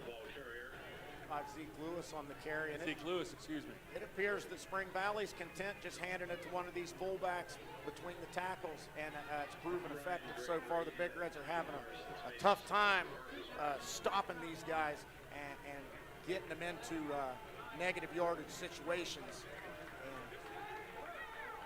Ball's placed at the 6-yard line. Lewis will go off the field to the sideline. Crowd is reacting to this, and a timeout called. I think there was a lot of indecision. The play clock was running down close to single digits, so Coach Dingus decides to go ahead and take a timeout. We'll go ahead and keep it here. Good ball game so far, Mike Cameron, 6-6. Spring Valley's driving. We've got 8 minutes left here, 8.5 minutes left here in the second period. Spring Valley's doing what they do. They're going to possess the football. They're going to run it between the tackles. They're going to use their ball carriers, and they're going to take the load off of this young quarterback, Caden Lovejoy. The Big Reds are just going to have to stack that box and do their best to circumvent these huge offensive linemen, because there's not much chance of going through them. You kind of have to go around these mammoths. So. Yeah, it's just, you think back to that drive just before, 3rd and short for PHS. They had been moving the ball very nicely, and then they decided to do that little rollout, little touch pass, and were not able to make that conversion, punt it back to Spring Valley. And this has been a pretty good drive, pretty pounding drive Big yardage, the one play that was broke off by Lewis to get to where they are inside the 10-yard line. But just you feel like lost opportunities right there. I feel like early in the game, this is a big play right here. Let's see if the Big Reds can force a fourth down, force a field goal opportunity, or force Spring Valley to go for it on fourth. Inside handoff. It will get stuffed at the 3-yard line. Nice tackle. See who comes up. Purdue was the ball carrier. And again, they're doing a good job of disguising it, who's going to get the ball. But that one, you could just tell Purdue had his number called from the get-go. Well, PHS was able to key on that one. And that's what the wing tee is. They run the same look at you over and over again, and they just give it to a different player in a different hole. And it's almost a guessing game for the defense. You're assigned a gap, and you got to be disciplined, and you got to take advantage of the opportunities. When you get your handles on the ball carrier, you got to get the man on the ground. Coaching staff and the players on the sideline imploring the crowd to get loud. 4th down and 3 yards away from taking the lead again. Lewis, and he powers his way into the end zone for the touchdown. They didn't even really get a hand on him until he got to the goal line. Touchdown, Spring Valley. That looked awful easy. Well, and the coaching staff said, you know, Lewis, you gave us the big one on this run, on this particular drive. Let's give you the opportunity to get us into pay dirt. And again, good run there. Yeah, and Zeke Lewis was not a big contributor on the offensive side of the ball against George Washington. However, with his size and his speed, you can see why they moved him in the backfield, and they're going to hand him the football a little more often this year. They have not put the touchdown on the board, but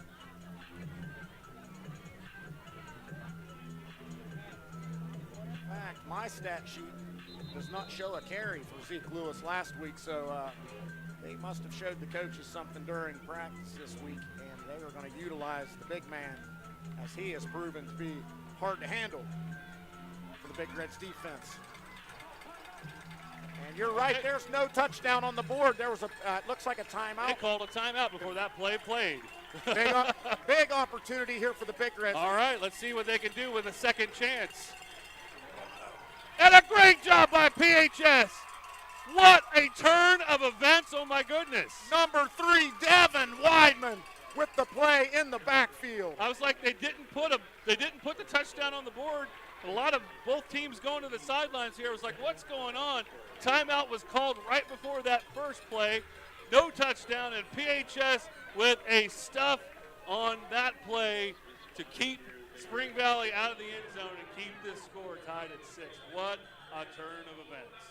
Let's see if Big Mo's going to hang out on the Big Red side here. They've got a long field in front of them again. That could be a game-changing play to get the momentum on Parkersburg's side. They come out in a tight formation. He did a great job of getting that penetration, making the stop. Lewis had nowhere to go. He was hit as soon as he got the ball. The PHS back in their own territory, but a good job by Jones to break free, get some good yardage, give him a little bit of space to work with as well. We're seeing number 8, Ethan Jones, get loose a little bit here this evening. Good job by the offensive line moving some of these big Timberwolves around, and Ethan Jones is showing excellent ball carrier vision, finding holes when it doesn't look like there's an opening. We're going to split out to the right, rear in the shotgun. Has a back to each side high snap, and that's going to break up the play. And Greer's just going to try and run and get it as much as he can. And just those little momentum killers right there. And PHS got what they needed on the defensive side, but that's a bit of a mistake right there. Again, a good job there by Alex Greer to catch that high snap, but it created a little bit of timing issues and confusion in the backfield. He did a good job just to corral it and maintain possession. But again, now you're behind the sticks again here with, I'm sorry, not behind the sticks. It just brings up 3rd and 5. Well, it was a yard loss on the play, 3rd down and 5. Greer in the shotgun, the 2 receivers to the right, 1 to the left. That receiver is in motion, and he'll get the handoff. No, he'll fake it. Good job by Greer. And he's still on his feet. Nicely done. He kind of just held it in the breadbasket to the last second, and he's like, I think I can do this. Got the necessary yardage. And you saw the Spring Valley defense kind of follow the big play there. Guy number 11 come across in motion. Greer put it in his belly. He pulled it, found a hole. Nice game for a first down by the young quarterback. Play that they certainly needed. First and 10, now at the 29-yard line. Greer looks at the offense. See how it all sets up. He'll give the handoff. I believe that's Jones. Jones bounces off one, and does he get away? Somehow he made something out of nothing. That could have been disastrous, but he'll end up with at least a 2-yard gain. That got stuffed up there in the backfield. Ethan Jones did a good job to get outside the pursuit and at least get it back to the line of scrimmage, maybe a couple-yard gain. But it looks like he's come to the sideline for a well-deserved rest. They will give him just the yard gain, but that was much better than what it could have been. Second down and 9, 5:10 on a ticking clock in this second quarter. 4 receiver sets, Greer in the shotgun, as he has been pretty much 99% of the night. Receiver in motion, fake the handoff. He'll keep it. No, he'll throw it to the swinging receiver there, number 5, Cole Sisk. Another young player to look for the Big Reds there, Cole Sisk, the wide receiver. He lines up in the slot. He'll line up in the backfield occasionally. Good young athlete for the Big Reds. And importantly, it sets up a manageable third down, too. Third down and 3. That decision making there by young Alex Greer back there.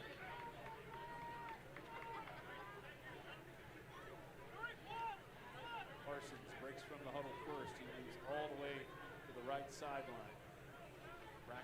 Braxton Kuffner in the tight end position. In a pistol formation, receiver in motion, that is Jones. Greer hands the ball off. That's going to be close. I don't believe he got it. Ethan Jones was the ball carrier. Number 2, Silas Chevron. Chevron was the ball carrier. So, decision time now for Coach Kimes under 4 minutes. It is a 4th and short, but you're still not close to midfield, but you're not there yet. So this will be an interesting thought. He didn't take much time at all. No hesitation there from Coach Matt Kimes to keep the offense on the field. Greer will. Oh, I thought maybe they were going to draw him off. Fake the handoff, roll out. Now it's Greer by himself, and he's got room to work with, and he's still on his feet. Look at the speed by number 24. Alex Greer has broken free. Cannon Davis with the touchdown saving tackle at the 8-yard line. And that was just a great job by Greer. He made something out of that play. It was a good fake on the original play, and then he broke it out. And extra yardage as he was able to get to the middle field and then veer off to the left to the hash mark there. That probably gained him another 8 yards in and of itself. What a nice play. First down, he had now goal as the market at the 8-yard line. And now PHS can break the tie. Good ball handling and deception there, using the pump fake to make an opening for himself. The young sophomore, number 24, Alex Greer, turning on the Jets for a big game. A good inside handoff. That is Chevron, and he'll get the score, and PHS will take the lead. Boy, Spring Valley really jumped the gun on that one. Look at the penetration there, but the problem is they went too far in their pursuits. And Mike, we were just talking about Big Mo, and Big Mo is on the side of the Parkersburg Big Reds right now. Excellent drive and his offense. That's got to make you feel good. Heck of a turnaround. I mean, we even thought that Spring Valley scored on the other side of the field. A great job calling the timeout, which I didn't even see. And then the stuffing, 4th down and 3, and then a drive all the way up the other side of the field. That's going to be good on the extra points. Very reminiscent of Spring Valley's start against GW last week. They came out and took the early lead, and then they gave up the lead close to halftime. Let's see how they respond here when they get the ball back. Let's take a quick break. We'll come back with more coverage of high school football on CES 45, presented by One Community Federal Credit Union. Debt getting you down? Zero out your high-interest debt with a home equity line of credit at One Community Federal Credit Union. Our lines start at 6.25 APR and have 0 points, 0 fees, 0 prepayment penalties, 0 cost for appraisals, 0 title fees. Terms and conditions apply. Details at onecommunityfcu.org and 888-771-1834. One Community Federal Credit Union in Parkersburg and Vienna. Your destination for financial freedom. What we do here is more than just a job. We make a lasting impact every day. The architecture, engineering, and field services professionals at Thrasher are providing the know-how to make projects successful. Whether you're just starting out or looking to advance, you'll find career paths that align with your goals and a company that's committed to your growth. At Thrasher, it's more than just another day on the job. It's the foundation for a better tomorrow. Hey friends, it's Keith with Crown Decor and Gifts, and we are loaded from wall to wall with fall and Halloween gifts just for you. I mean, we are loaded. And if you're a Halloween freak, we put extra special ghostly efforts into buying amazing decorations for you. It would thrill us if you chose to shop locally first. We employ over 30 local people who are waiting to serve you. So welcome back to your fall and Halloween happy place at Crown Decor and Gifts. Welcome back to Stadium Field, 13-6 now. PHS with the lead over Spring Valley. PHS just kicked off, and there was a penalty called on the play here. We're still waiting on the call from the White Hats, but a great answer, Macho Bob, stuffing them on the other side and then driving down 97 yards for the go-ahead score. And boy, if Spring Valley's going to show that much respect to the arm of young Alex Greer, he's going to make him pay with his legs, because that young man has got some serious wheels. And again, just like number 8, he's got good ball carrier vision. Penalties called on that play. We called a holding call. PHS declined, and then there was also illegal block in the back. And that was the one that they took, so that'll mark Spring Valley all the way back inside the 15-yard line to the 13-yard line, and that's where they'll take over with 2:46 left in this half. And week 1, Spring Valley shot themselves in the foot many, many times. I believe they were penalized 11 times. I know it was double digits and over 100 yards, and that's proven to be a little bit of an issue here for the Timberwolves tonight as well. Receiver out there split out, and that's Dominic Hanshaw. But it doesn't matter, because they're going to run inside once again. PHS starting to kind of maybe, I don't know, decipher this a little bit. Well, and this, like I said, exactly what GW did last week. Spring Valley is one-dimensional football team. They really struggle to throw the football. So if you can stop the run, they might be easy prey. Second down on the loss on the play. Second down and 13. Clock ticking, nearing 2 minutes left in this half. Page back out there, split out to the left. Brady Thorne's going to just watch him as much as he possibly can. Lovejoy under center. Inside handoff. And the ball carrier is brought down after a minimal gain. I believe that was Purdue. And interesting thought now, because it's 3rd down and 10.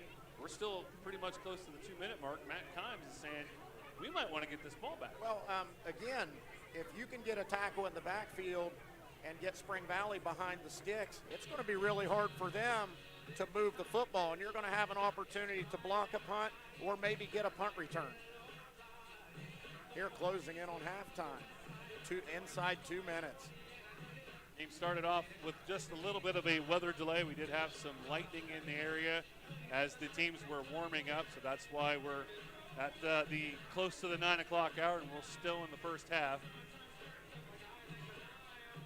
PHS with a very awesome stuff.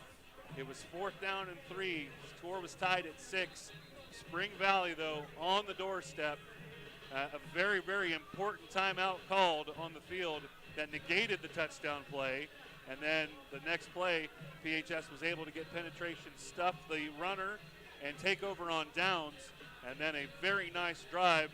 It was keyed on the legs of Alex Greer, the quarterback for PHS, setting up the score. And now PHS with the lead. And now 3rd and 10 They're on the precipice of maybe getting the ball back with just a small amount of time left in this half. What does precipice mean, Mike? It's one of those $3 words. They come on the Buck sweep. A good job. It's got some opening there, and he is on his way, and they may not catch him. And that is Spring Valley's big play threat right there, Cannon Dillon. Flag down on the play. Oh, this could really be costly for the Timberwolves. Let's see what the call is. I have a feeling you're going to see a holding it's call. going to be a block in the back or a hold. Block in the back. Boy, and the penalties just continue to cost these Timberwolves. That was big last week, as you said. 15 penalties called on them last week. And that one, you can't make it any more costly than that. Dillon got to the edge, broke away, and outran the rest of the PHS defense for the presuming maybe possible tying score, but it's all negated on the penalty call. Ouch. And a 10-yard penalty turns into a 90-plus yard penalty as it brings back a long, long touchdown run. Cannon Dillon showed us he is the big play guy over there. But, boy, the penalties are just catastrophic right now for these guys. Can't get any more costly than that one right there. But that hurts just before halftime, especially for a very handicapped offense. Third down, 13. Mark it all the way back at the 10-yard line. PHS is going to have to watch those edges. And that's going to be a ball. I think that's a broken play. Lovejoy turned around, didn't see anybody to hand the ball off to, so he quickly turned back around and ran it and got what he could get. I see what you saw there, but I believe that was a fake handoff. I believe that was a design play, defended very well there by number 5, Cole Sisk. PHS takes the timeout.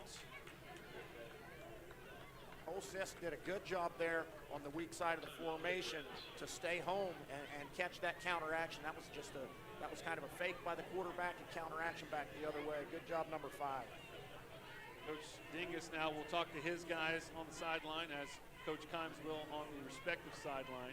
4th down and 8. I would have to think he would have a seriously iron constitution to try any sort of a ball fake or a punt fake at this point. This would be a costly part of the field to try and do something that in. So I'm thinking a punt here, but what do you think there, Macho Bob? Well, I'll tell you this. I think I'm going to try to put some pressure on this punter. Got to be disciplined. Don't rough the kicker. Don't run into the kicker. But put a little pressure on him and see if he'll kick it out of bounds here, or maybe get a good return here for young Mr. Thorne back here. Brady Thorne back deep to catch it. He's joined back there now by, I don't see the number 6, Javelle Chandler. And that punt is off. Fair catch. And that's a dangerous play. Oh, no! And that's exactly what you didn't want. He came up, called for the fair catch, found himself in traffic, straight off the chest pad, onto the ground, and Spring Valley's got the football inside Big Red's territory with 1 minute 25 on the clock. The thing that could not happen happened right there. Again, it was just bounced off the back of the Big Red. I think that was number 6 that it caromed off of, and there was nobody there for PHS to pick it up. Great hustle by the Timberwolves to get down there, make the fumble or make the recovery. Now they've got new life with 1:25 left. Right, the pressure's on the bend but don't break defense here for the Big Reds. Spring Valley's been very effective driving it down to the goal line, and PHS has done a good job turning them away. Let's see how this goes. Have 2 timeouts to work with as well. Now we see a passing play, and he's open down the field. And there is what we knew. Guys, where are you at? Was going to happen. These receivers look lazy coming off the line. They're not going to throw it. They're going to continue to run it. And they catch you sleeping, and they just popped you over the top for the tying touchdown. Michael Dye with the catch right there, and maybe something that, and there's nothing we can do about that. There's nothing that can be done on the field. One of the defensive secondary members ran into the official, and that's what broke the receiver wide open right there. It was just kind of a freak play right now. And right now the official is, I think they're going to actually take a look at him because he might be hurt. But yes, the receiver for Spring Valley almost used the official as a shield, and a PHS guy knocked over him. That was the guy that was covering the receiver. That's what broke that receiver wide open right there. Big One of those weird parts of the game that you can't do anything about. I apologize there to the Big Reds defense. Nobody got caught sleeping. The referee just ran interference for Spring Valley. And totally accidental. Credit to these officials from the River Cities Football Officials Association. They're out of Huntington. So another swing. That's going to make it 13-12, and it will be a point after set up there to attempt to tie the game. That one looks like it went through. So, again, it was a situation. Coach Kimes said, I can feel it. Let's go ahead and stop this play here. We'll get the ball back. Short field to work with. Let's see if we can do something more. And then another catastrophic mistake, this time done by PHS. Yep, it's those big momentum swings. It's just little things. That was not a terrible play on the Big Reds' part, the punt return there. It was just happened, not a good circumstance with the ball bouncing off of an unaware player there as the receiver came up to call the fair catch. The good news is the Big Reds have 1:16 on the clock. Have some time to work with, but yeah, I mean, a young player, I mean, if you're going to call the fair catch, then at that point, everybody's got to clear out. And there was too many red shirts in the vicinity of that football when it landed on the turf. Well, speaking of young players, you look down both of these rosters, and you don't see a lot of seniors on there. So there is a lot of youth on both sides of this contest. Got 3 receivers back deep for the Big Reds this time. Brady Cheshire teeing it up for the Timberwolves. 1:16 remaining. We're back tied at 13. It's been a very entertaining game, Macho Bob. It has been back and forth, and you know what? Realistically, it's 0-0 here with 1:16 left in the second. Looks like Cheshire's going to do a little onside, maybe a little pooch kick variety. Fair catch called. Decent field position there for the Big Reds as the fair catch was called by number 3. Minimize the possibilities right there. Just make sure you control that catch so you can take back over. Sure-handed catch there. Evan Whitman with that fair catch. So PHS, 1:15 remaining. Coach Kimes probably has a little bit of a different mindset now than he did have about a minute and a half ago. 2 receivers to the right, 1 to the left. Greer in the backfield with Jones to his left. Put Kuffner in motion. And a kind of delayed handoff. We've got a flag down on the play. Jones brought down, and we'll see what the laundry is all about. And when the flag's in there, that's usually a hold, and that's what we're going to have is holding on the offense. Immediate like that, it's usually offense, and it's usually costly. Throw it down there in the middle of the line. It's usually holding, maybe hands to the face or something of that nature. But they got the Big Reds for holding. That's going to put them behind the sticks here. And now Timberwolves have 2 timeouts of their own right now, and they can now play the exact same game that PHS just played to them with this remaining 1:09. No matter what PHS runs here, run or pass, if they can keep the clock running with the run, Spring Valley, depending on what they can do to stop them, will immediately call a timeout to preserve as much time as they possibly can. PHS could use a big gainer right here. They do start the clock at 1:03. Shotgun, throw it out to the right. Dangerous pass caught by Thorne. And he'll get to about the 35-yard line. Boy, thank goodness that corner was playing off the ball because that football was in the air for a long, long time. Brady Thorne there did a good job coming back to the football and getting himself a good gain there on first down. Well, I'm sorry, only got 1 yard. Oh, no, they got 11 yards. 11 yards, That was off oh, that's penalty. right, you are right. I'm sorry, my math is terrible right now. Clock continues to run. Coach Dingus has decided to go ahead and let this roll. Well, maybe he'll change his mind on this 3rd down. Big time penetration there by 3 Timberwolves defenders, and Ethan Jones had no chance. Once he touched the football, he was on the ground. Continue to tick, 10 seconds left. It looks like this is how things will end in this first half. And we played one half at Stadium Field. Your score, Parkersburg 13, Spring Valley 13. Despite the mistakes, it's been a pretty entertaining half. So we're going to go ahead and take a break. When we come back, we'll have the band for you and a full band performance too. And maybe we'll try and break down the first half, get you ready for the second half. You're watching high school football on CAS 45, presented by One Community Federal Credit Union. We have literally tried every form of advertising you can think of.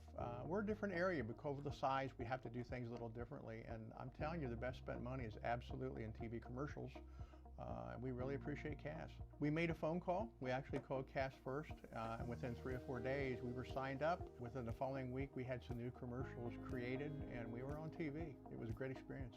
This is Greg Gentry of Gregory Gentry & Associates, and we're really excited to be with CAS Cable. The stock market can feel like a roller coaster, full of twists and turns and a few too many drops. But what if it didn't have to be so scary?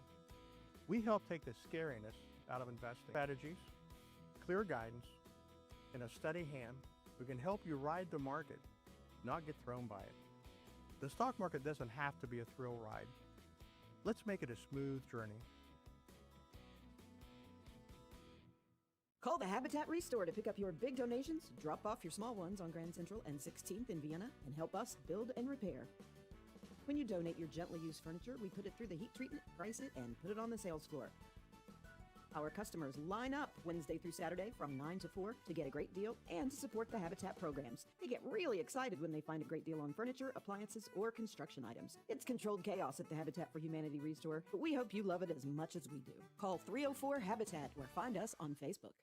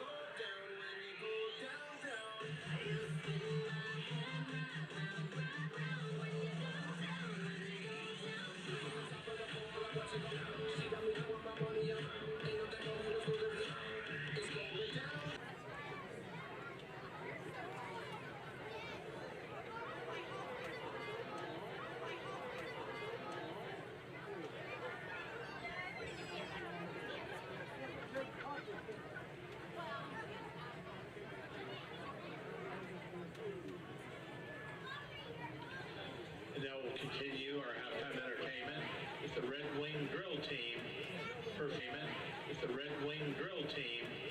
performing Proud Mary.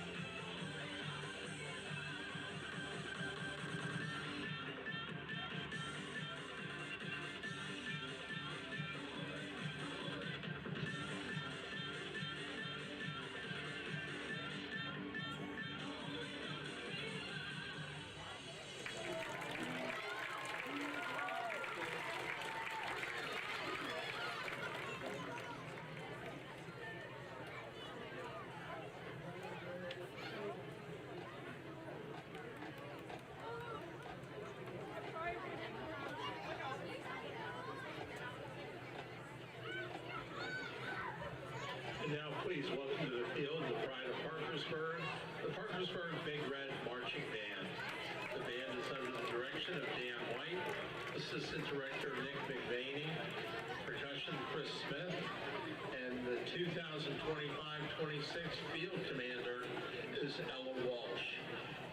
Tonight the band will be playing Afterburn, Our Director, and a percussion feature, Billy Tell Rides Again.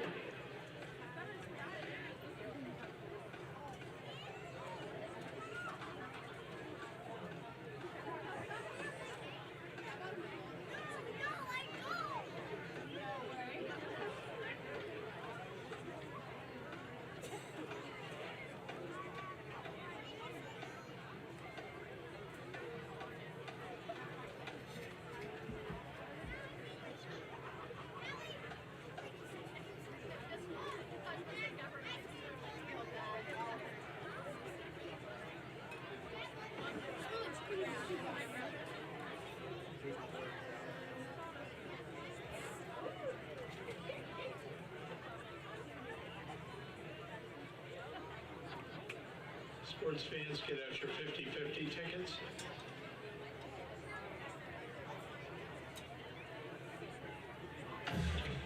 Winning ticket number is 6006-853. Again, that ticket number is 6006-853.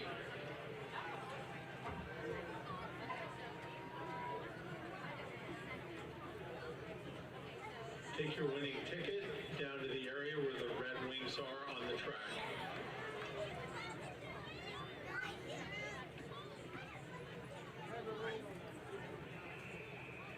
Not even drunk yet.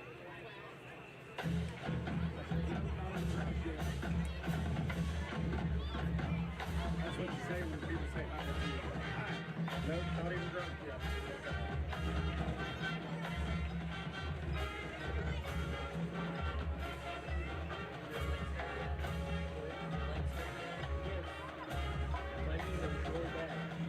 I didn't stretch out before I put my foot.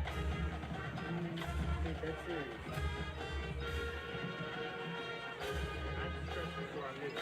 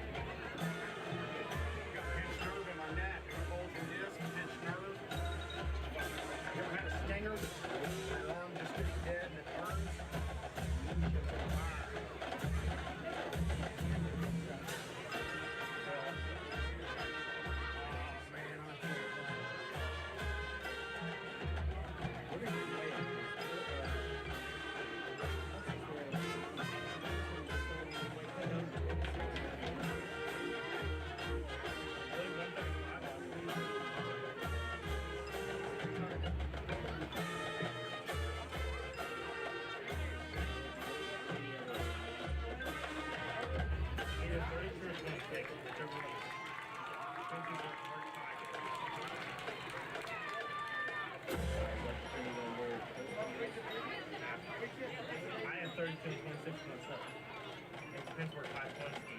That one was the same time. He came in my slot.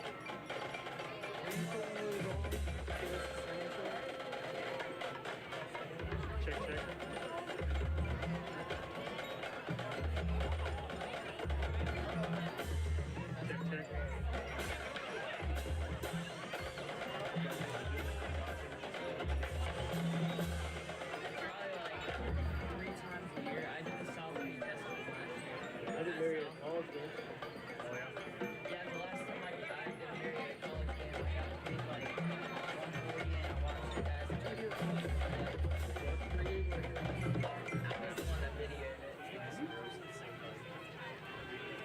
Pretty cool.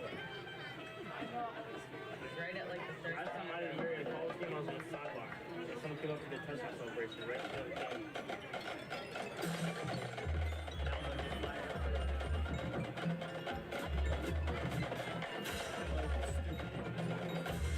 The Eagles got us like they got funny.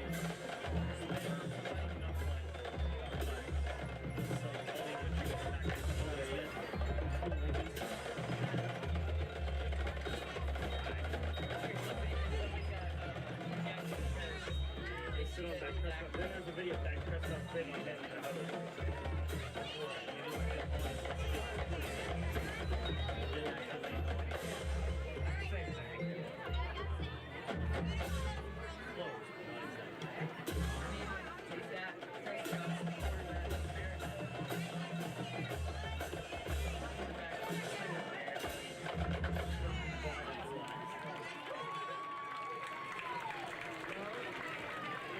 Now we can talk and not go there. Oh yeah.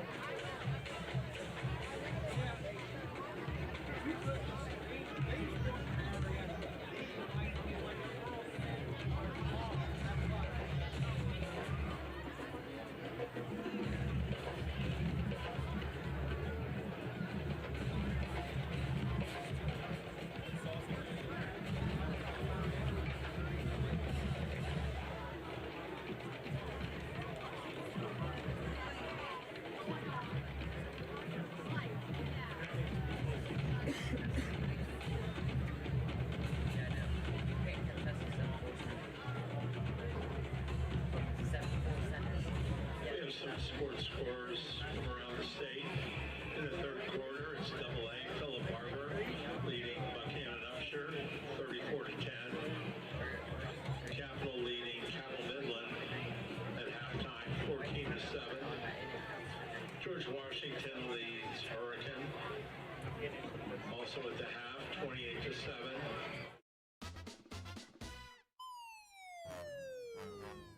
Ma'am, do you know why I pulled you over today? You drove right past JR's Donut Castle and did not stop. You should go in and get some pastries and some donuts and maybe a pepperoni roll or something. Your donut. What? No, I'm not. You're clearly a donut. No, I'm not a donut. Thank you for your cooperation. You have a good day. What just happened?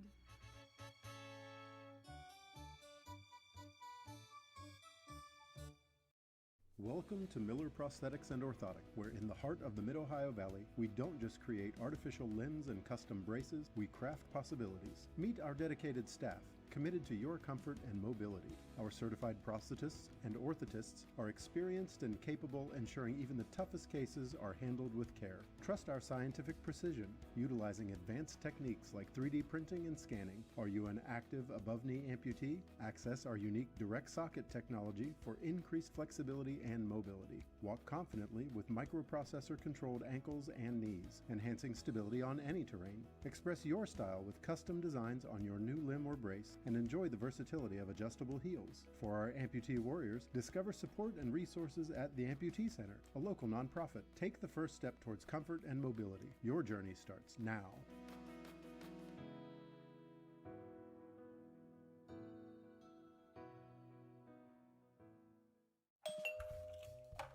Hello? Hi there. I was wondering if you wanted to switch from CAS cable to our services. No thanks. I'm very happy with CAS cable. What if I threw in 1 gig speeds? But I already get that from CAS. And great customer service, too. How about a puppy? Do you like puppies? The competition will try and offer you anything, but can't match the service and speed you get with CAS cable. So where are we on the puppy situation? How about 2 puppies? What about ferret? And welcome back to Stadium Field. A very entertaining game up to this point. 13-13, PHS and Spring Valley tied up. Mike Cameron and Macho Bob here with you. First quarter, a 1-yard touchdown run by Kane for Spring Valley got the game moving. PHS was able to answer with a 60-yard touchdown run from Jones to tie it up. Now in the second quarter, lots of momentum shifts during that quarter. PHS had backs to the wall, 4th down and 3. We thought they scored a touchdown. They ran the play, back got in there, but apparently a timeout called at the very last second negated it. And on the very next play, PHS was able to stuff Spring Valley and turn it over on downs. And on the ensuing drive, PHS got down the field very, very quickly with a lot of running there from Alex Greer, the quarterback. Eventually got the score and put the game at 13-6. And with their backs to the wall, once again, Spring Valley got a very fortunate thing for them as they punted the ball to PHS. Ball bounced off of a PHS Big Red. 28, fourth quarter, Morgantown 38, Jefferson 7. 28, fourth quarter, Morgantown 38, Jefferson 7. This game is one of the big games in the state. Number 1, Martinsburg. Number 2, Huntington. That game is in a lightning delay in the second quarter. Huntington 22, Martinsburg 7. George Washington 28-7 over Hurricane. Second quarter. Capital leads Cabell Midland 14-7. Philip Barber over Buchanan Upshur 34-10. AAA scores. Bridgeport 33, Heritage Virginia 14. Brook and Lindsley first quarter scoreless. Third quarter, Elkins 34, Moorfield 6. Fourth quarter, Fairmont Senior 28, Robert C. Bird 2. Halftime, Grafton 14, East Fairmont 10. Final, Kaiser 49, Lewis County 8. Final, Chapmanville 24, Nicholas County 12. First quarter, North Marion 7-0 over Preston. Halftime, Point Pleasant down 21-14 to Gallia County, Ohio. Third quarter, Princeton, Parkersburg South sold coach Nathan Tanner 32-6 lead over Bluefield. And in the Hatchet game, lightning delay in the second quarter, Ripley leads 28-0 over Ravenswood. Let's go on now to single A football. We heard it over the intercom a few minutes ago. Wheeling Central blown out by Fort Fry 40-0. Third quarter, Man leads Mount View 14-0. Fourth quarter, Calhoun County 26, Richwood 6.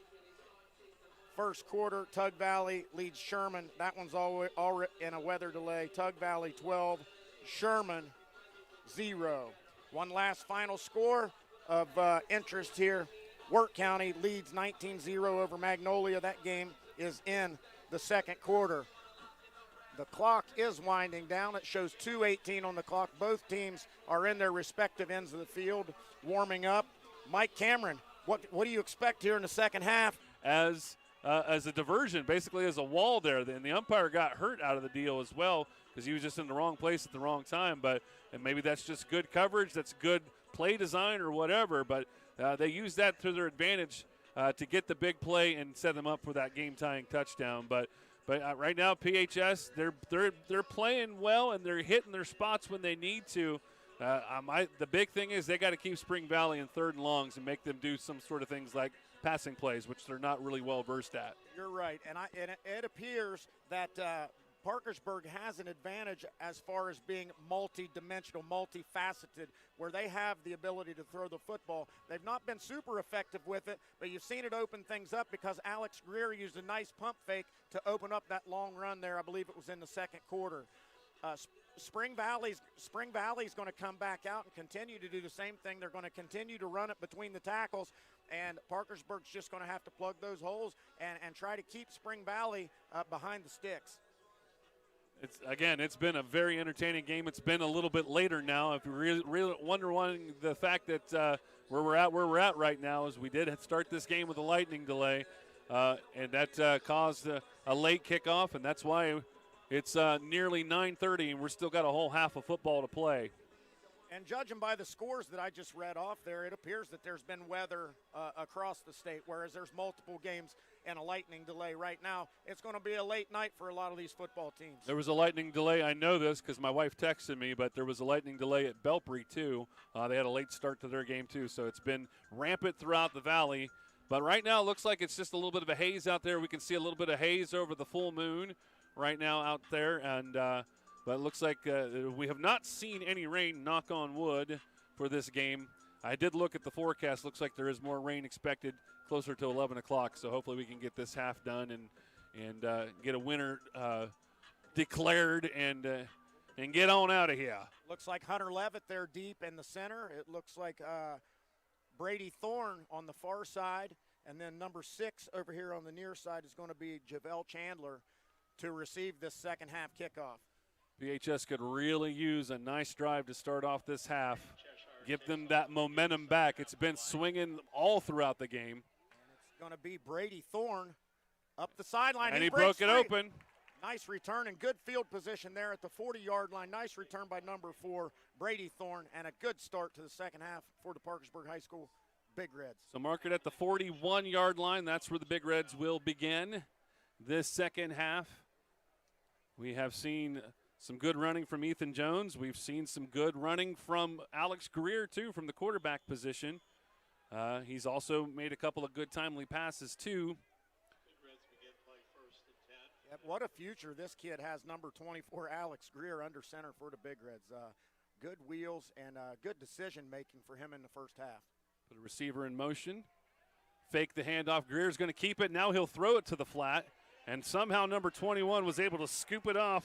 That was Austin Craven right there. He got it. They're going to stop here and talk about it, I think. Now, this is something I'm not do they have replay in high school football? No, flag is down on the far sideline. I thought they might discuss whether he actually caught that because I was actually a little indifferent about it myself. Again, boy, a quarterback, Alex Greer, held that ball in the belly of that running back for a long time and made that defense think about whether he was going to give it up or keep it. He kept it, and then he flipped it out to Austin Craven on the side there for a nice little gain for the Big Reds. That was a nice-looking play. Problem with that play design, though, the lineman got down a little bit too far down the field, and that was what the penalty was called. 5-yard penalty, first down and 15. And that can happen on the RPO sometimes, Mike Cameron. Quarterback, like I said, he held that fake in there for a long, long time, so that ball took a long time to get out. And the lineman is probably thinking that is going to be a run at that point, but Greer decided at the last second to let it go. It's going to be to Jones now. He'll try to take it around the right end. There's not a lot of space, and there's a lot of white shirts hanging around to make the stop. So minimal gain on the first down straight off the penalty. And they maybe got 2 yards, so still second down and long, second down and 12. Good job setting the edge there by number 21, Cannon Dillon. I'm not sure if he's playing a safety, kind of a roving linebacker safety position. He did a good job there to come out and seal that edge. Well, it looks like he's moved to corner now. He's taken the spot of Caden Lovejoy, was the near side corner but that was Cannon Dillon with a nice defensive play. Empty backfield and a 4-receiver set. Fake. Oh no, it's a bobbled handoff, or excuse me, bobbled snap. And that's Spring it Valley might be ball. Spring Valley football. It is. Big time mistake right there. I don't have a 34. That recovery was number 34, Spring Valley.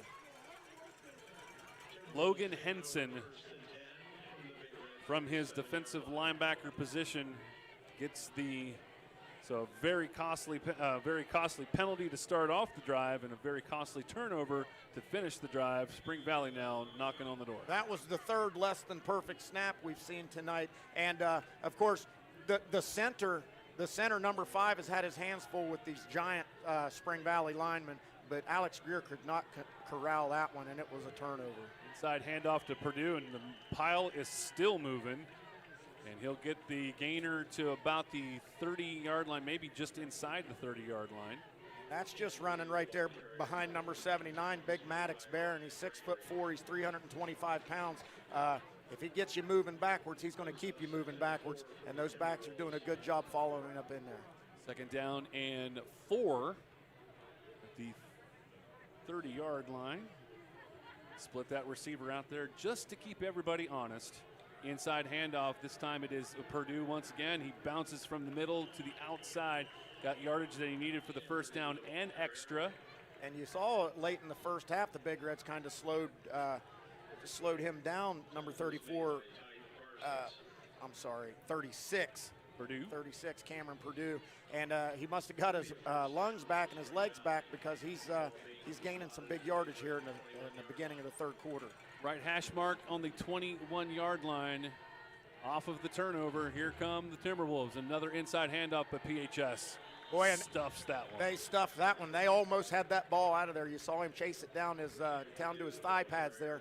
Good job by Cameron Purdue to hold on to that football, and good penetration by the Big Reds. And now you've got Spring Valley behind the sticks where you want them. Second down and 11. Time moving quickly in this third quarter. We are tied at 13, but off of the turnover, Spring Valley now has a chance to make something happen here.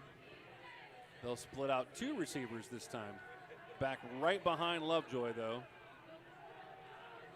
Kane in motion, he gets the handoff. End around, that gets quickly pulled down. So, again, what we said in there, keep it at a 3rd and long. And this is 3rd and not crazy long, but it's still got to get 8 yards. Well, you don't necessarily have to get 8 yards. You just have to get 3 or 4 and give yourself a manageable 4th down, because we see how this Spring Valley offense is working. Again, 3 yards in a cloud of dust has been very effective, but this is where the Big Reds bow their back, and they've forced a couple stops down here deep in their own territory. Lovejoy brings himself to the line with 2 receivers to the short side of the field. 3rd down and 7. PHS stacking the box. Handoff. This time it's Kane. He took on the initial contact, and just as you said, he did not get the first down, but this 4th down now is a little bit more manageable and more enticing probably to Coach Dingus. Well, and what we've seen right there, we've seen the same play twice in a row. We saw Miguel Kane get 2 carries off the tackle on the right side. Look for something coming back this way, a quick trap up the middle, or look for the jet sweep coming back this way. PHS has stuffed a couple of these plays. They have stuffed a couple of 4th downs, but they have to watch the edges too. Lovejoy puts a receiver in motion. It's an end around, and he's got room to work with. That's Kane once again. That is 1st down yardage, but they did a good job of at least limiting it to that. It could have been a much bigger game. Right, and that's how the wing T works right there. You pound the right side, get everybody thinking right side, and then here comes Cannon Dillon around the end with the football for a 1st down carry. So move this chains. Now it's 1st down and goal from the 9-yard line. This is familiar situations, though, for PHS. PHS has made some pretty good goal line stands, or at least stands in the red zone. Well, and Coach Dingus even helped the Big Reds out once by calling a timely or an untimely stoppage there with the timeout. Boom. Good job by PHS. They corralled the runner. Elder in there. Parsons in there. Big time play by number 50. Chevron in there. Jones in there. Yes, it was a gang tackle. Well, I've been watching this Adam Elder at the football field since he wasn't even old enough to play. And he's always been a tough kid. He's one of those guys that's so tough and sometimes plays so hard. He's had to battle injuries all through his career. Excellent effort there by number 50, Adam Elder. Second down and goal, but now to the 12-yard line. So nice stuff there. 3-yard loss on the play. Two receivers set to the right. And Lovejoy, unfamiliar territory with the shotgun. He rolls to the right, and they will bring him down. Nice job. Good job there by number 5. That would be Sisk to cause Lovejoy to come back to the inside. Good pursuit there, and it'll set up another long third down. Yeah, good job there by Cole Sisk to maintain outside leverage, force that quarterback inside, and he kind of tripped himself up, and Cole Sisk with the assist. So third down and long, third down and 16. Well, actually third down and goal from the 16-yard line. So no first downs unless PHS gives them something stupid. So PHS did a good job of reacting to that formation right there. That they came out on a spread right there, and the Big Reds lined up and executed. Third and long with the receiver in motion. Handoff up the middle. That is Zeke Lewis, and he powers inside the 5-yard line. So now, again, this is decision time for Coach Dingus. He got closer to the yard line, which is good, but it's fourth down. Looks like they're going to run on the field goal unit here. Boy, when that number 45, Zeke Lewis, gets going, gets downhill, he gets a little bit of forward lean. He's tough to get a hold of. You're not going to bring him down with your arms, and you're probably not going to bring him down with one man. You're going to have to gang tackle and hit that man low to get him on the ground. Nope.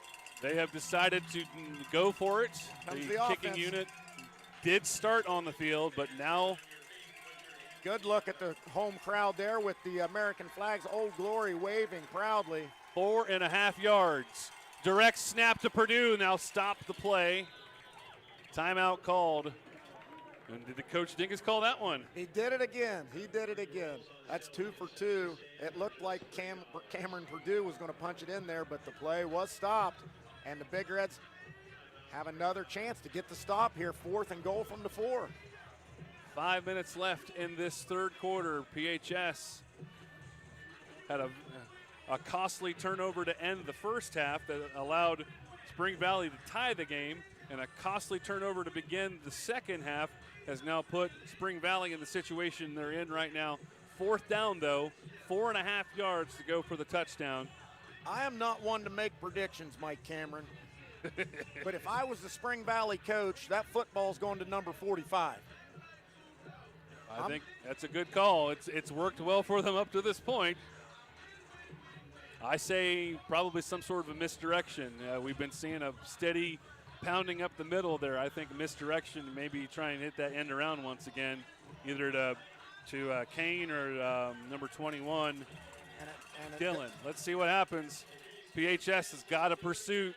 Keep the edges closed in. Big play here at Stadium Field. Oh, they're running out the field goal unit. Caden Lovejoy, the holder. Not sure who that kicker is. 39. Oh, and he boots it through, and that's going to be 16-13 lead. Nicely done. And the center kind of quick snapped the kicker there. The kicker was not. He looked like he was still stepping off his distances. And that snap came back, but the kicker showed some good moxie there and booted it through for the lead. And Coach Matt Kimes didn't like the whole way it all kind of worked out either. He's out there speaking with the officiating crew even as we speak, but I don't think it's going to do much. And a nice job there by the kicker. Did you say number 39? Because that wasn't the guy. I thought it was 31. I'm not sure. But I'll tell you this, I don't think a field goal is going to win this football game.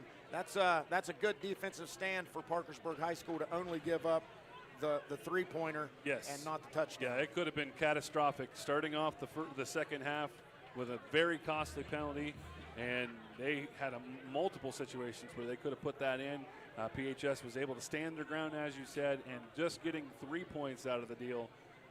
PHS has got to count that as a little moral victory. Again, back deep, Hunter Levitt, Brady Thorne on the far side over there, and then it's Javel Chandler here on the press box side of the field. Looks like this will be a directional kick. Once again, he pooches it up in the air. It's a free ball, ladies and gentlemen. And Boy, if it didn't get out of bounds, it looks like Spring Valley ball. Oh, no, Big Reds Right. recovered the football. Wow, what a scramble, what a scrum that was over there. Well-placed kick. That's as good as an onside kick. Spring Valley had an excellent opportunity to get the football, but whoever came up with that for the Big Reds, kudos to you, young man. Last time he kicked off, number 31 did a little bit more of a directional kick where it went a little bit farther down the field. That one was more of a kind of a jump ball situation where he almost set something up. PHS was able to just be very fortunate to make that catch and now take over on their own 39-yard line. Down 3 points, 16-13. All right, 3 wides to this side. Adam Elder running on late. He must have forgot that he was in on the offensive line there. Rear in the shotgun. And he'll hand it off to Jones, who gets hit in the backfield, but he gets away from it. Now he's trying to make something out of nothing, but he'll be brought down from behind there by Zeke Lewis. Boy, that was a long run for a very minimal gain, and it looks like Ethan Jones is down, maybe a cramp. I've heard the coaches down here on the Big Red sideline imploring these players to drink water, drink water. Get stretched out.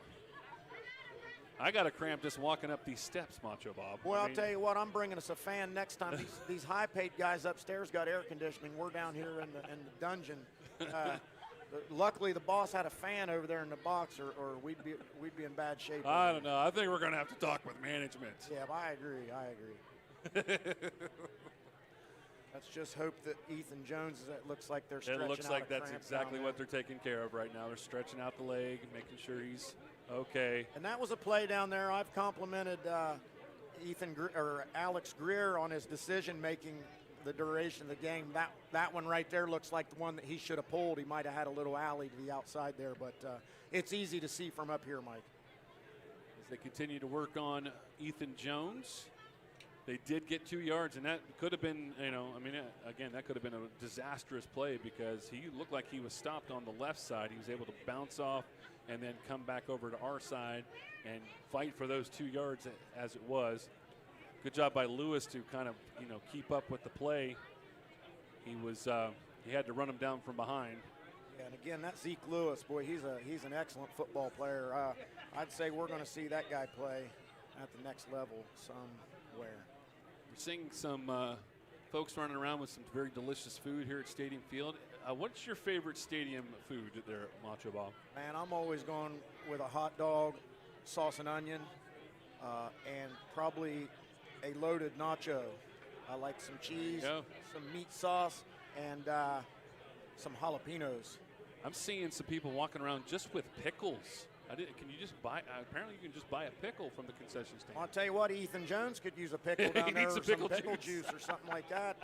Hopefully, he can get that cramp worked out and get him back on the field because he's been quite the player for Parkersburg tonight. He'll probably have to step off for maybe a play or two because that looked like that one did a little bit of damage, but he's going to be okay. He's limping a little bit, but I'm sure you won't be able to keep that guy out of the lineup. Looks like longtime Parkersburg High School trainer there. That is Mackenzie Rice. You are a serious name dropper. You know them all. Taking care of the Big Reds players. She's been here a long time. She helps out with all the sports. She's a very giving individual. Rear gets the shotgun, and this time he'll get the handoff. That's Chevron up the middle. Not much there. Not minimal gain, if any. Look at the size of 99 in there. Let's see if I got a 99 on my roster. That's Kylan Stover. He's a 6'1". He's got to be close to a 300-pounder. Boy, that center, number 55 for Parkersburg, has been busy tonight. That's Dre Grinter. He's been across from some big dudes all night long, and he is no worse for the wear. He's still doing a great job. They're down in 5, so still pretty manageable. 2 receivers to the left, 1 to the right. Rear in the shotgun. Puts Parsons in motion, and that will be a handoff end around. He's got a little bit of space, but boy, that window shut very quickly. We do have a flag down on the play. Number 4 for Spring Valley, Landon Spencer, the junior corner, only 5'7", 150, but boy, he flew in there like a rocket. That might be on the, because there was a receiver out there. Yeah, the receiver was out there setting a block there for Parsons, and he might be the one that will be called for the penalty. And Coach Dingus might think about it. He might. Let's see if he'll even keep the penalty here. He will accept the penalty.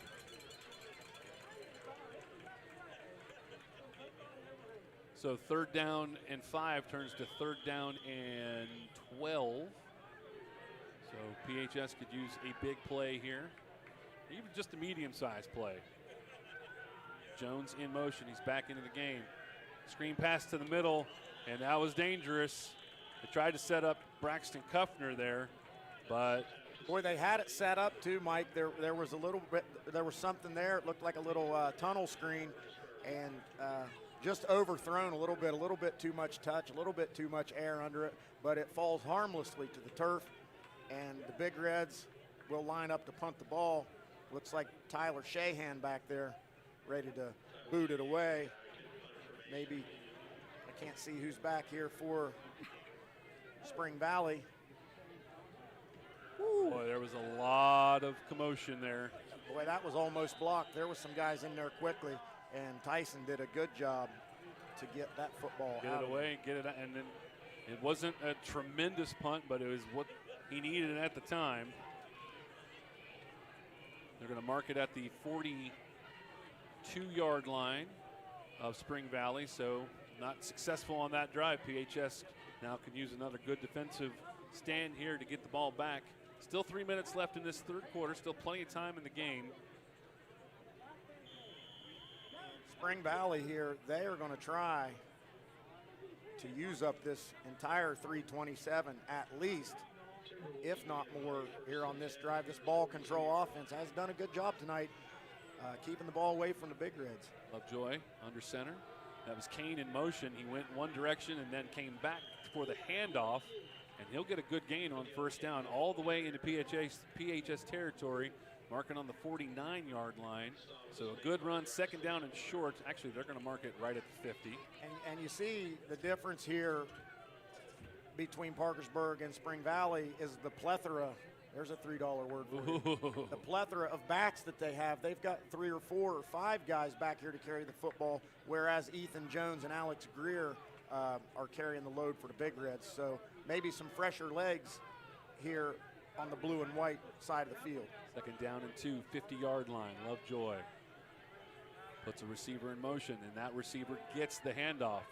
It is Dillon, and he's able to break it out and get some more yardage to the outside. Brought down hard, and mark it near the 40-yard line, just a bit short, but that will move the chains. 1st down and 10 from the 40-and-a-half-yard line.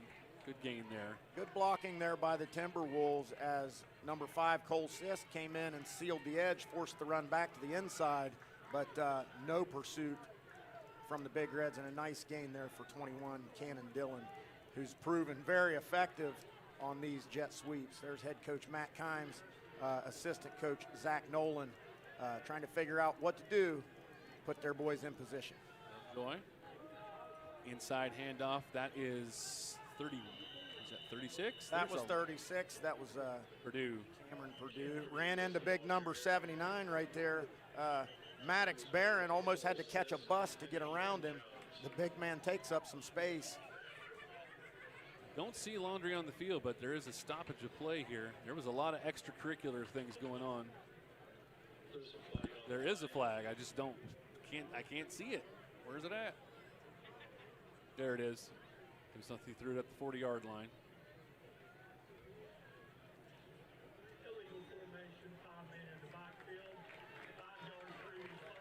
Five men in the backfield. Apparently that is a no-no, Macho Ball. Illegal formation. Wow, and another bullet to the foot by Spring Valley. This one doesn't hurt too terribly bad, as it's still 2nd down. That's going to make it 2nd and... Still have 1 on the yard marker. Yep, you're right, 1st and 15. There you go, they changed it on the board. At the Big Reds 45-yard line. Lovejoy with an I formation behind him. That is Kane on the carry. He'll bounce it out to the outside, and he'll be rustled down there by number 4, Brady Thorne.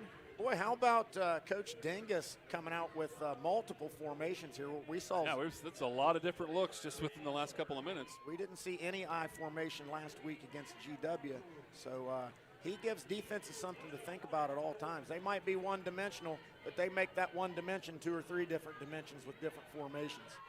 An 8-yard gain, 2nd down and 7. We're approaching 1 minute left in the third quarter. Coach Kimes looks like he wants to get out there and suit up.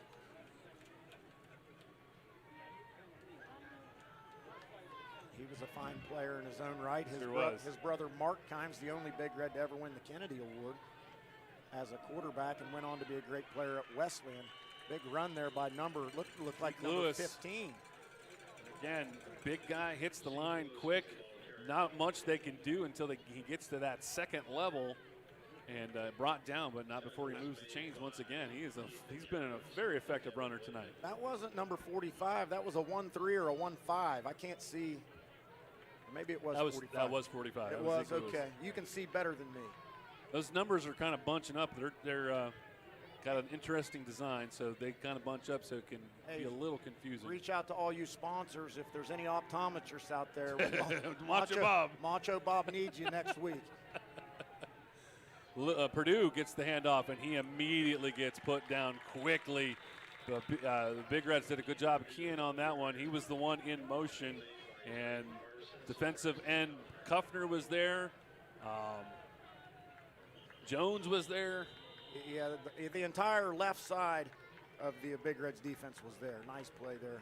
That ends the third quarter, so let's take a quick break. 16-13 your score, Spring Valley over PHS. Back with the fourth quarter. You're watching CAS High School football.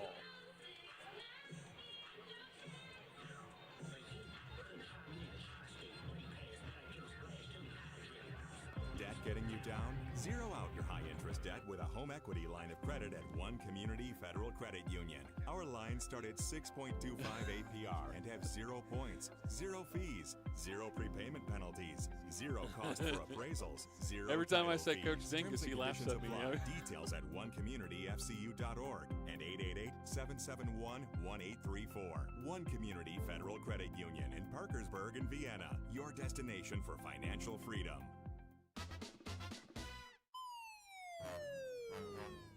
Ma'am, do you know why I pulled you over today? You drove right past JR's Donut Castle and did not stop. You should go in and get some pastries and some donuts and maybe a pepperoni roll or something. Your donut. What? No, I'm not. You're clearly a donut. No, I'm not a donut. Thank you for your cooperation. You have a good day. What just happened?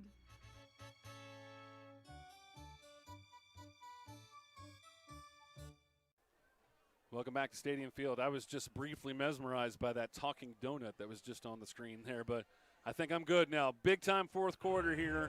PHS with their backs to the wall, down 3 points, and 16-13. Here comes Cannon Dillon off the left side. Good pursuit there by the Big Reds to force him to the boundaries. Good job, Ben, to don't break on that one right there as they pushed him out to the outside. Still got really good positive yardage, but still third down now and 9. So this is where PHS wants to be. Parkersburg wants to keep him in a 3rd and long. Mike, that third quarter expired quickly. That was a Spring Valley type quarter right there where the clock ran the entire time. Very few stoppages in play. Lots of time going off because they run, just as you said earlier in the half, they run off so much time on the play clock when they get there. And then it's usually a running play, so that's, no stoppage in play right there. Big play for PHS. Can they hold him at 3rd and 9? Lovejoy. Inside. That was I didn't see the number. But got to get him on the ground. Boy, he got in there, and once the Big Reds made contact, he kept the legs churning. Looks like he got him 4 or 5 yards there to bring up a manageable 4th down. Looks like it's going to be about 4th and 3 or 4. Kane on the run, and you're right, the pile just kept moving on that one. So 4th down and 4. And a timeout called on the field, so okay. They're playing music. They normally don't do that. 4th down and 4. Big spot here for the Big Reds. Spring Valley's keeping the offense on the field. Here comes Caden Lovejoy in from the sideline with the call, and here we go with 4th and 4. Big spot right here. Could be the play of the game to this point. They did. They took it again, the play clock down to a low amount, and then at the last second, they call the timeout. Spring Valley does. Boy, and they do. They want to run all the clock off of there as much as they can and limit the possessions for the Big Reds and try to stretch this to a 2-score lead. If the Big Reds can hold Spring Valley to a field goal attempt right here, that would be astronomical, but it looks like Spring Valley is going to go on 4th down. There's many conversations going on here, many strategy sessions. It's super huge right now for the PHS Big Reds to make a stop here, 4th down and 4. Keep the damage as minimal as they possibly can with the lead just at 3 right now for Spring Valley. Spring Valley, though, has been getting sizable chunks of yards, but PHS has made some stops on 4th down. They could use another one right here.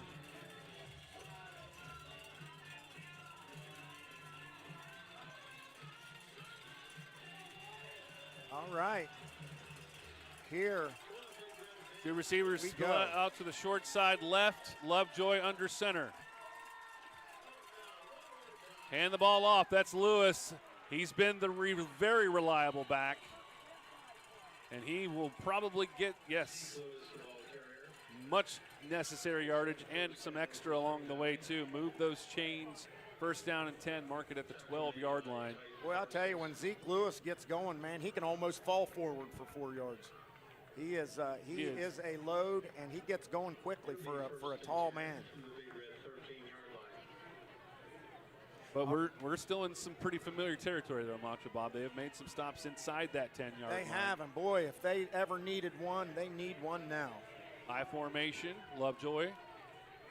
Inside handoff, and he'll get inside to almost the 5-yard line. I think that's the first time we've called Bo Christopher's name as a running back. He's been pretty effective on the defensive line, but that's the first time he's ran the ball tonight. Yep, and he's built a lot like Cameron Purdue, very similar players.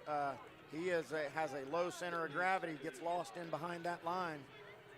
So the Timberwolves can still get a 1st down inside that 3-yard line, and I think they would like that because that can mean more time off the clock. Lovejoy under center, again I formation. This time it'll go to the halfback, and a good job by PHS to stop that play quickly. They got that was Lewis that time. They hit Zeke Lewis a little bit low there in the knees and the thigh pads and the ankles, and he only got 3 or 4 yards on him. Like I said, he can fall for 4 yards. No panic on the Timberwolves right now. This is right where they want to be. They got the lead. They're moving the clock. They're moving the ball. And to quote the late great Chris Berman, tick, tick, tick, tick, tick. It is already down to 8:41. That clock just continues to Salvador Dali and melt away. Wow, now you're getting all existential on me. 3rd down and 2. 4-yard line. Purdue in motion. He gets the handoff, and he's still alive, and he's they ran in the end zone for the touchdown. They ran the motion with Cameron Purdue, wing back. They ran the motion. They went ISO back to the left for a touchdown. Good blocking, good play design, good carry by number 36. Little celebration there with the big man, Maddox Barron. And that is going to make it very tough on these Big Reds. But still plenty of time left. Exactly, there's still time. Lovejoy the holder, Cheshire is the kicker. Good snap, good hold, and the kick is good. 8:21 remaining. 23-13. PHS has got some stuff to make up here, but still time on the clock with 8:21. Yep, definitely still plenty of time. You can't hang your heads now. You got to fix your body language here and try to do something to get back in the game here. You don't got to get it all back in one play. You just got to get out there, move the ball down the field, and get some kind of points on the board, be it 3 or be it 6 or 7. It's gut check time for the Big Reds. No matter what, there has to be points on this drive. They have to get something going here. It's the only way they can plan for the future in this game. It's been a really good contest. The first half was just punch, counter punch, and momentum swings galore in that first half. And with a 13-13 tie, only points on the board in the second half has been Spring Valley with a field goal and that rushing touchdown right there. Now, and you see the Big Reds, how they've counteracted this. You see number 3 over here on the wing in the second line of the kick return defense. Number 2 over there, Silas Chevron. They've got some hands up there, guys that can come up and catch these short kickoffs and prevent fiasco like we saw on the last kickoff. Well, it's going to happen again because he's angled himself off once again, so it's going to be another short pooch-style kick. High up in the air, caught. Oh, and another possible turnover. And it looked like a Big Red got on it. Right there at the end. Boy, he called the fair catch, but he was coming forward and just right off of the breastplate. Got to grab that football with your hands, young Devin man. Wedman was the one that it hit him right in either you said the chest or at least the face mask, something. But PHS able to get the recovery on that, so they maintain possession. We now have another stoppage of play, another cramp right now. The staff out there working on. We did not see the number of the player getting worked on right now. They need to check that Spring Valley kicker. I think he's carrying a sand wedge with him over there. Because, boy, he is accurate with that thing, and he's putting it right on the pin. He can't kick it deep, but, boy, he puts it right on the money. And again, you can see exactly what he's getting ready to do. It's all in how he sets up, the angle that he takes. And once again, a very dangerous play, but PHS is able to get the recovery. And now they'll take over on offense once we can get this cramp worked out on the player on the field. I can't see who that is down there. But it has been it's not so hot now, but it was a warm, muggy evening. Right. But down there on the field, I'm sure it's quite warm.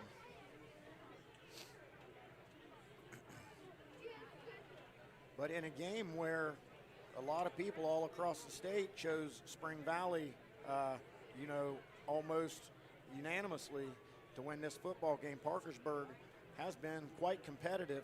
And with a score right here, I could see this thing going down to the final whistle. And they've had their chances. They have definitely had their moments in this game. Oh, you're absolutely right. A couple of costly mistakes on their part has put them where they're at right now. So hopefully they can do well with this one. That will be Cole Sisk, the kicker. That could be costly. How much is this word worth? And it might be 2 words. A couple faux pas there in the first half by the Big Reds. Very good. Now you're going to a second language now. You know how to spell faux pas? There's an X in there somewhere. Pretty sure of that. All right, here we go. Shotgun formation as we will be, and it looks like we've got Greer still in the quarterback position. Shotgun, 2 receivers to the right, 1 to the left. Roll out to the right. Greer looks downfield, nowhere to go with. Whoa, wow. He threw that at the very last second. That could have been past the line of scrimmage on the throw. Was very close to the line of scrimmage. However, it falls to the turf, incomplete. Trying to get a connection there with Titan Parsons. Did not fall, or did not make the reception. Could not make the connection. We have laundry on the field here.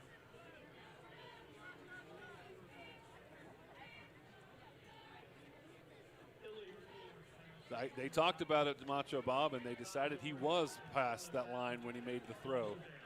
Costly penalty because it cost them yardage and a loss of down. Second down, and they're going to mark it back. You know, I'm not sure how the rule is in high school football with throwing the ball at the line of scrimmage. At some levels, you only have to have 1 body part or at least a foot behind the line of scrimmage for it to be a legal forward pass. I'll have to do some review and do some homework here on the rules of high school football. I'm trying to figure out why they only marked it back 3 yards, too, because he was not that far up. He was just had a foot on the line. Trying to get a swing pass over to Kuffner, and Spring Valley had that one sniffed out. Miguel Kane timed that one and put a big lick on, was that Braxton Kuffner? Braxton Kuffner was the receiver. Braxton Kuffner took a shot there. Good job holding on to the football. So third down and long, third down and 16. PHS is moving in the wrong direction on this drive.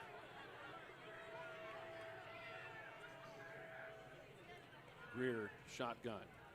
Two receivers to the left, drops back. Has to hurry, looks down the field, got a receiver that's not open. There's going to be a face guard there. That will be interference there on Spring Valley, so that'll get them the yardage that they need for at least a first down. Any way you can get it at this point, Mike Cameron. You know, the Big Reds will take whatever they can get, and an untimely face guarding penalty there by Miguel Kane, trying to keep up with Ethan Jones on the wheel route down the sideline.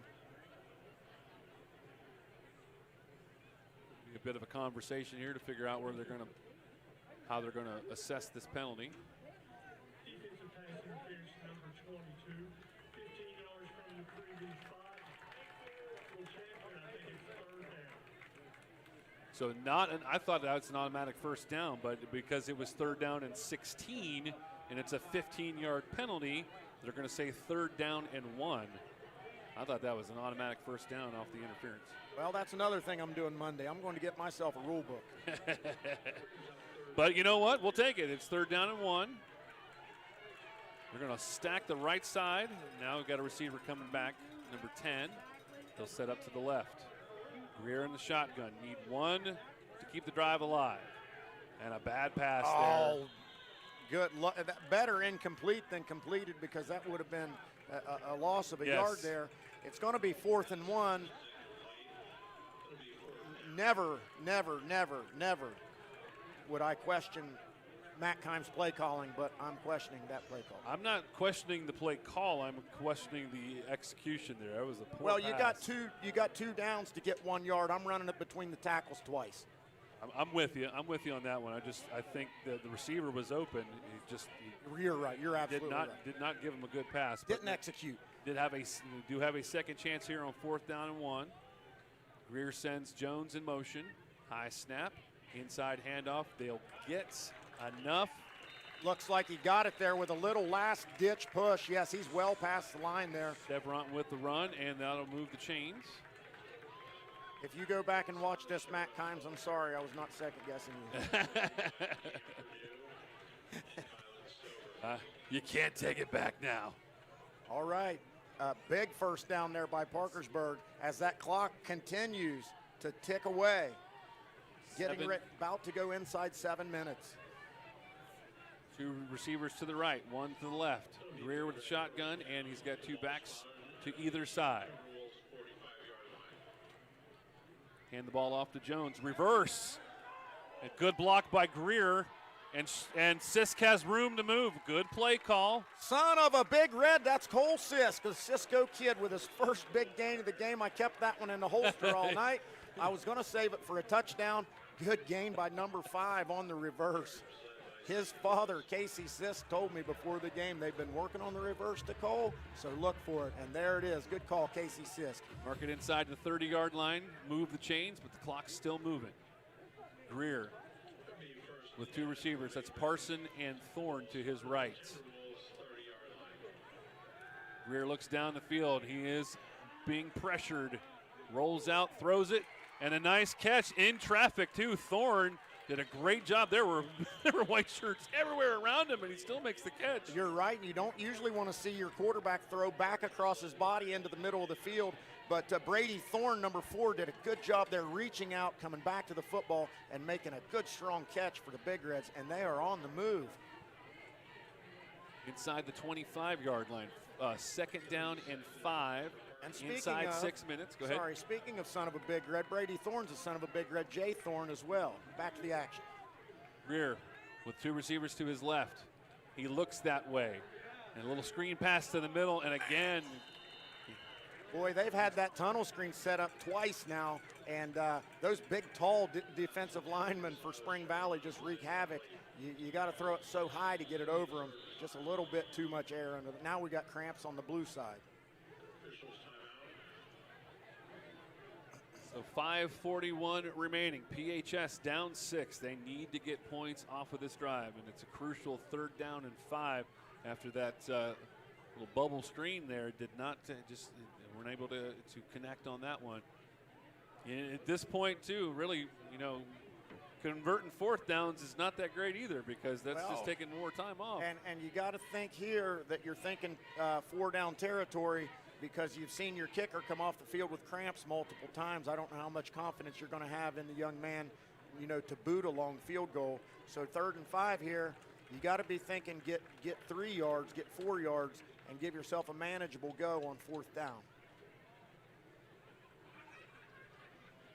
Unless he has supreme confidence in his kicker, which at this point I do not feel. Well, he did.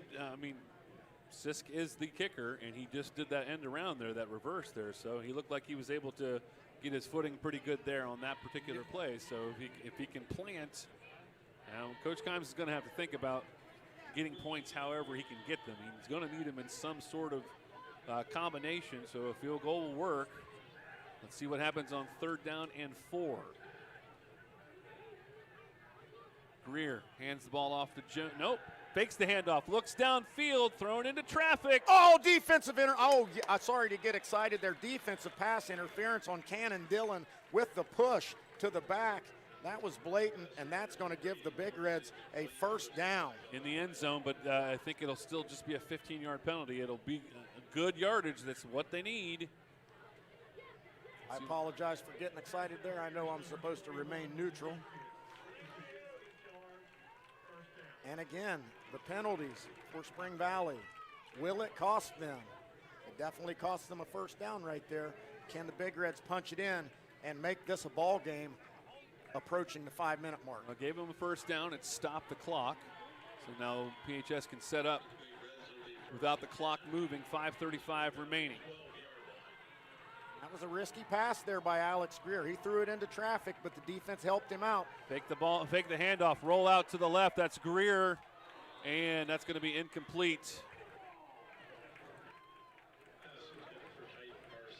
And he did it again too with Macho Bob. He got really close to the line of scrimmage before he let that one go. He got called for it the last time. And I've given him a lot of credit for being a good decision maker tonight. That might have been one of those where he should have pulled that football down and took off towards the end zone on foot. 2nd down and 10. Mark it at the 12-yard line. Excuse me. Good look at the Parkersburg High School cheerleaders there. 5:29 remaining in this game. PHS needs points. Down 10. 3 receivers to the left, 1 to the right, 1 in the backfield with Greer as he awaits the shotgun snap. He'll drop back, looks to his left. Boy, he's looking, still has a hold of the ball, up in the air, and incomplete.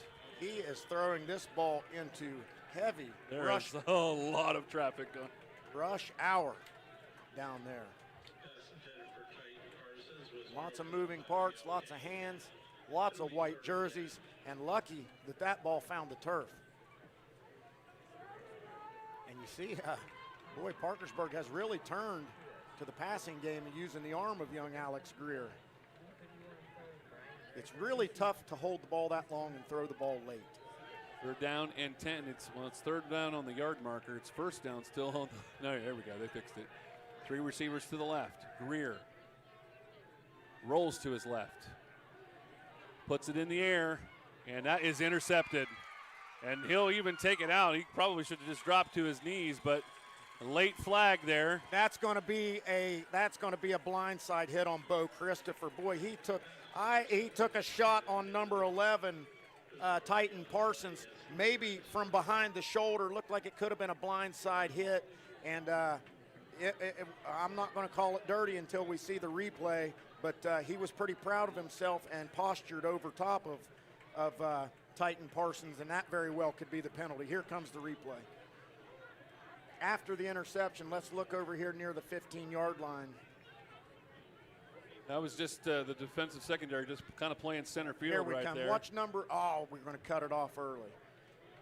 Yeah, it looked like number 11 came back and kind of blindsided number 11 from Parkersburg, posed over top of him. that's going to be the penalty, whether it's a late hit or unsportsmanlike conduct, one or the other. Let's just hope that Titan Parsons is okay after taking that big hit. After the return, block in the back, number 11. Half the distance, first down. Yeah, well, all right, that could be. They got the personal foul. I mean, it seems like it was a little bit more than just a simple little block in the back, but It was a big hit. I wish we had a replay of that to see how egregious it was, but it was not a. You can see Titan Parsons' dad and assistant coach there not happy, but. Oh no! Now we got unsportsmanlike on one of the coaches over here on the sideline.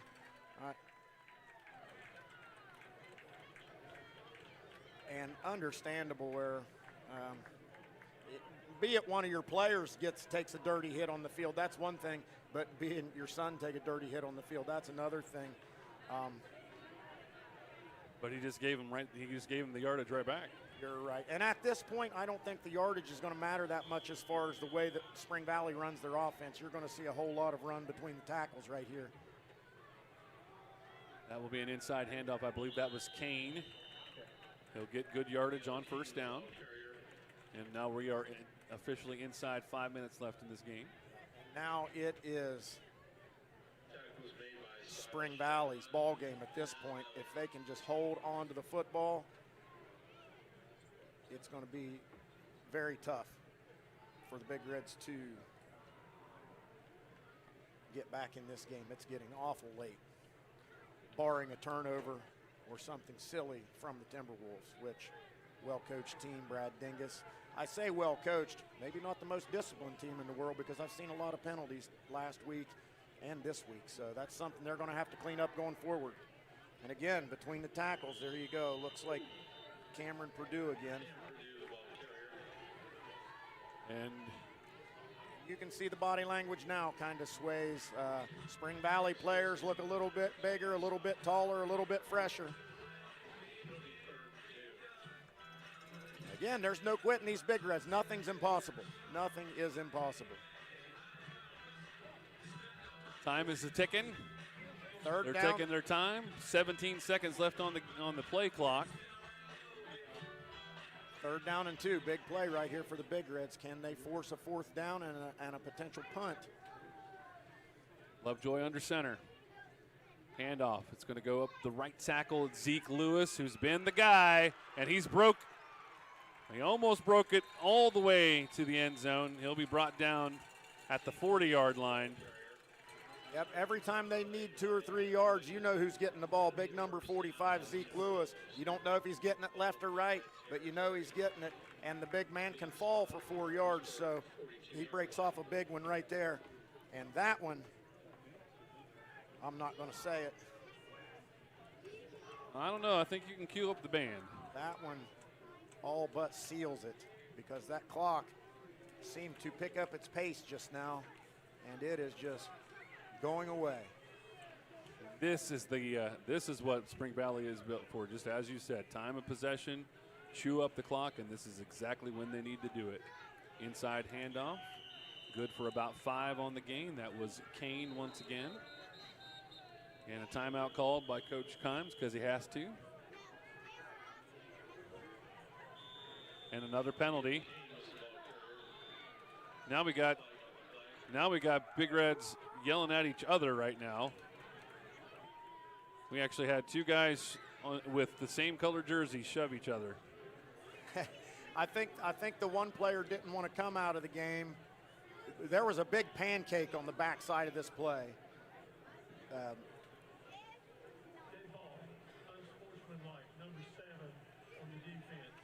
And I don't know if he's the one that got pancaked, but I'd have come up out of there swinging too because somebody in the defensive backfield, one of those offensive linemen had a big push 10, 15 yards downfield and absolutely buried somebody. Big penalty. Moving all the way up to the 22-yard line.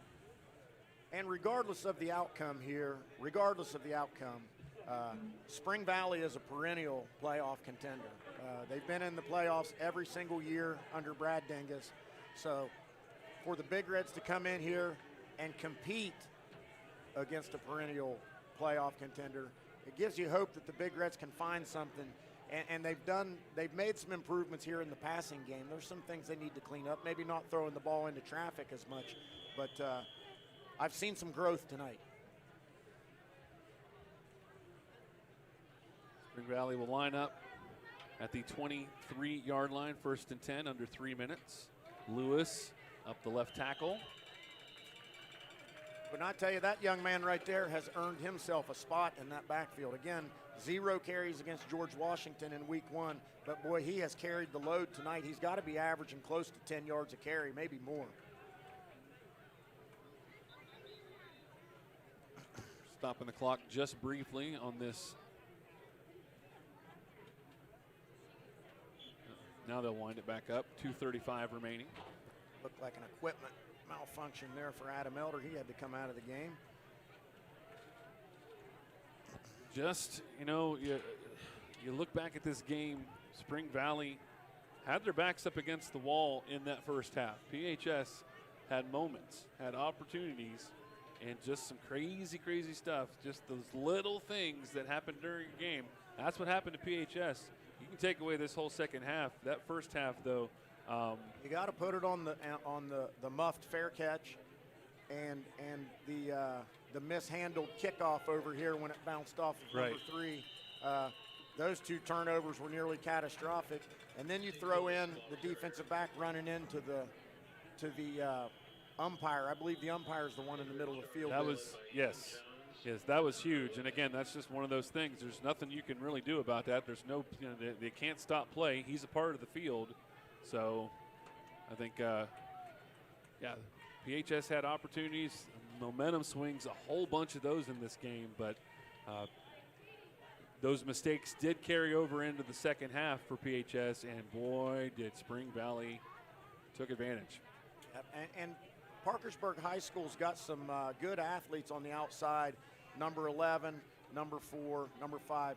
We've got to figure out creative ways to get the ball in those guys' hands without throwing it downfield into traffic, whether it be some tunnel screens, and saw misfire on the tunnel screen a couple times where those could have turned into big plays because there were openings there. So young team, they're going to learn from this. Matt Kimes will coach them up, and they'll come out stronger next week. And there's number 45. Zeke Lewis. Hits pay dirt. That man has been the bell cow tonight. Big chest bump there with his offensive lineman. Simple play, just again, quick handoff to the fullback. Lewis found the seam, broke through a couple arm tackles, and collects the points. That's a big back right there. Reminds me a lot of a Matt Lindemuth. He fires out of that three-point stance. He's done some training in the blocks for track, I guess, but I foresee him playing football at the next level, number 45, Zeke Lewis. And the extra point is good. So when this game closes up and we're going to say the final score, it's going to be a little bit deceiving. That's a little bit deceiving. 30-13 right now, but this game was a lot closer than that for much of it. But again, Spring Valley was able to get their effectiveness, that running game going. Zeke Lewis. Give that boy an extra drumstick at the table because he earned it tonight. Well, and again, last week, 0 completed passes, and tonight, 1 completed pass, and it was a really big completed pass for a touchdown. Very, very important part of the equation there for Spring Valley tonight. 1:14 remaining. PHS will get the kickoff.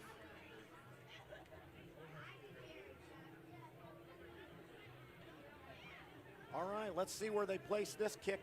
Place the kick this time. You see, we're going to bring Brady Thorne up here inside the 30 on the near side. You just got to concentrate on catching the ball, just down it and get the offense back on the field.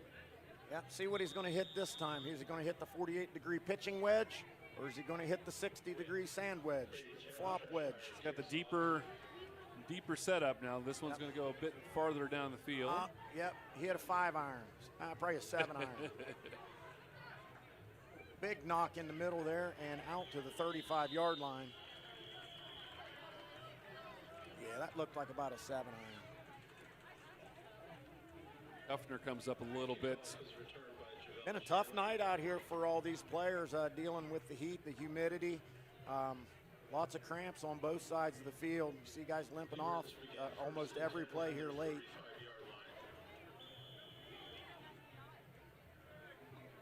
All right, big ask. You need 17 points in 1 minute and 8 seconds. I've never seen it happen before, however. Greer drops back, looks downfield, got about 4 receivers to look at. Now he'll just put it down and run, and he's still got some movement. He's still on his feet. To the 40, to the 30, got a block. He's gonna score! He's gonna go nope, out of bounds, but close. Oh my, what a run by Alex Greer. And you gotta look back to some of those passes he threw down the field earlier in this quarter. Should he have tucked it and run? Excellent run there by number 24, Alex Greer. And a big hit just before he hits the goal line by Day Page to save the touchdown. Oh, and a penalty. OMG. OMFG. Boy, you talk about pouring salt in the wound. So it'll be a spot foul, so it won't be all the way down the field, but that is still a killer right there. Looks like they're going to say that it happened at the 35-yard line, so they'll mark it back from there. That just takes all the wind out of your sail. I know it's late in the game. Nope, they're going to place it at the 36-yard line. Would have felt good for the Big Reds to punch that one in. Let's see what they can do here. 52 seconds on the clock. 2 receivers to the right, 1 to the left. Greer in the shotgun. There's movement at the tight end position. Number 21 moved there for PHS. Austin Craven.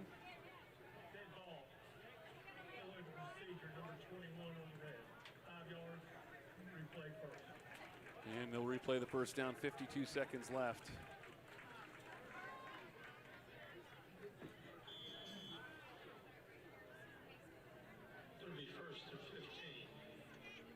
Greer in the shotgun. We've seen him there about 90% of the night. High snap, he handles it well. Looks downfield, sidearm sling there, and knocked away at the last second. Very nice play by Dylan. Knock it away. Looked like he tried to hit Hunter Levitt there on a post pattern. Ball down the middle of the field, broken up nicely by the Timberwolves secondary. Camera on there, 21 Cannon Dillon, Spring Valley's big play running back right there.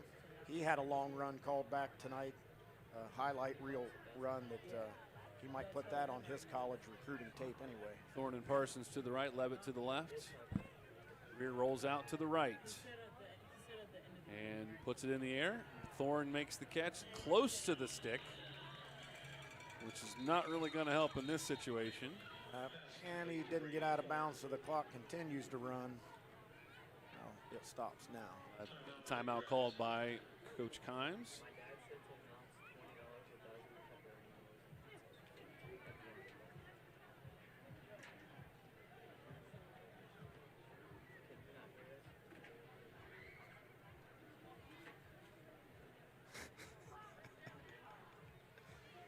"35 seconds remaining."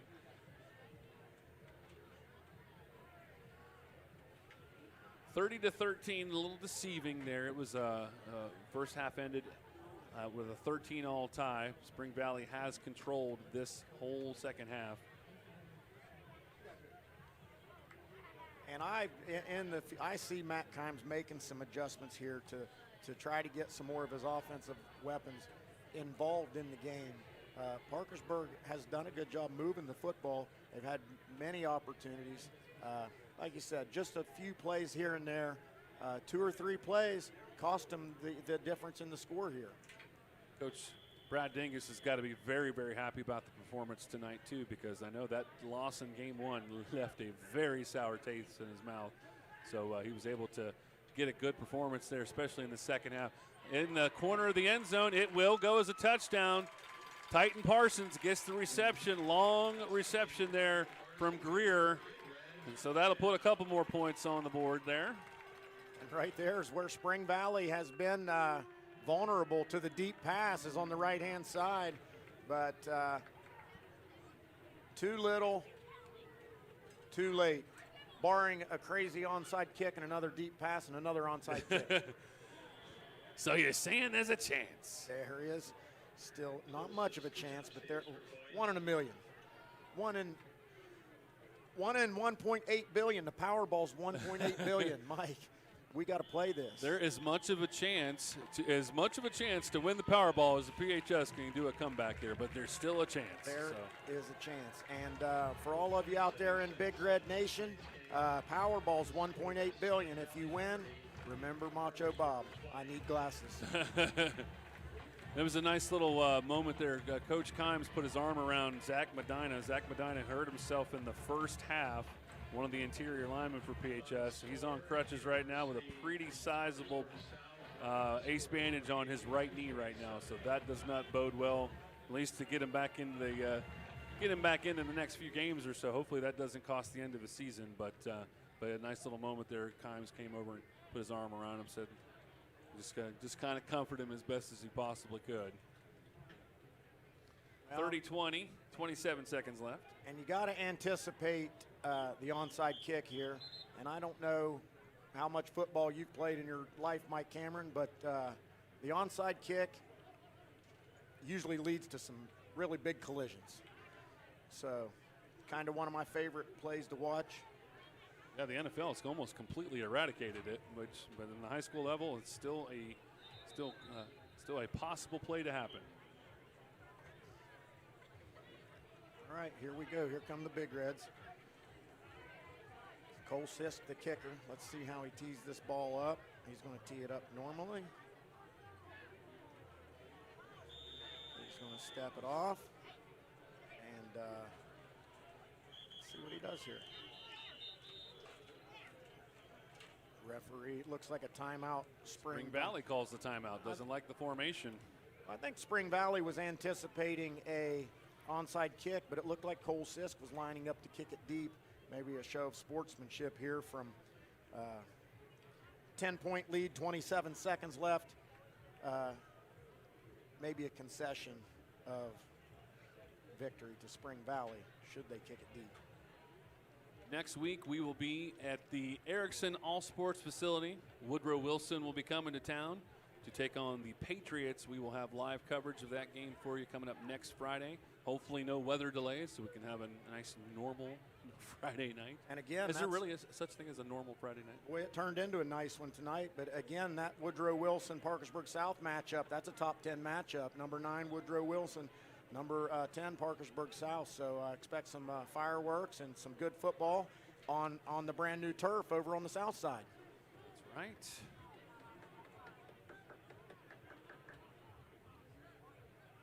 I don't know, Macho Bob. I think this is every bit of a onside kick. Yeah, but it looks like it now the way they're lined up. It looks like it's coming to our side.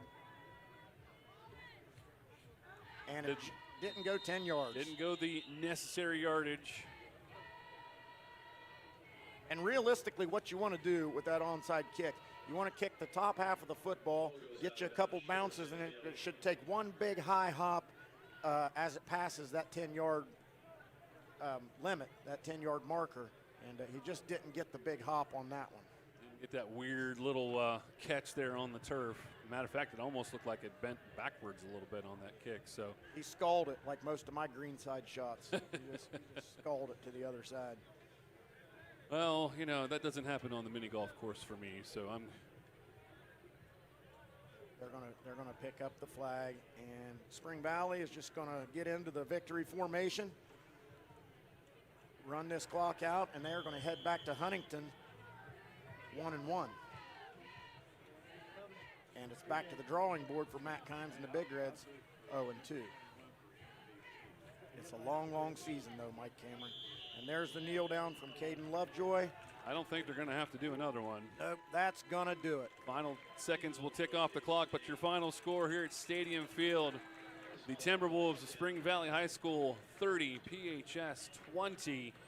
Final thoughts in this game before we break it off there. You know what? Parkersburg High School was competitive. Spring Valley is a perennial playoff contender. You got to anticipate they're going to be in the playoffs this year. Parkersburg hung in there. A few costly mistakes, unfortunate happenings. The guy running into the referee there cost him a touchdown. But they played a good game. I'm giving my player of the game, number 45, Zeke Lewis, from Spring Valley. That guy could fall for 4 yards. He had a great game, big runs, short runs. Anytime they needed short yardage, just give it to 45 and he'll get it for you. I was just getting ready to say that. That's the key right there. Anytime you needed it, that's the guy that provided it there in Zeke Lewis. So I think the CAS 45 player of the game goes to number 45. All right. I can definitely second that one. All right, that's it here from Stadium Field. We again appreciate you so much for being a part of the broadcast tonight. And again, we'll be at Erickson All Sports Facility next week for Woodrow Wilson at Parkersburg South. Please join us at that time. For Macho Bob, I am Mike Cameron. Have a great rest of your evening. Thanks for watching high school football on CAS 45, presented by our friends over at One Community Federal Credit Union. United we stand.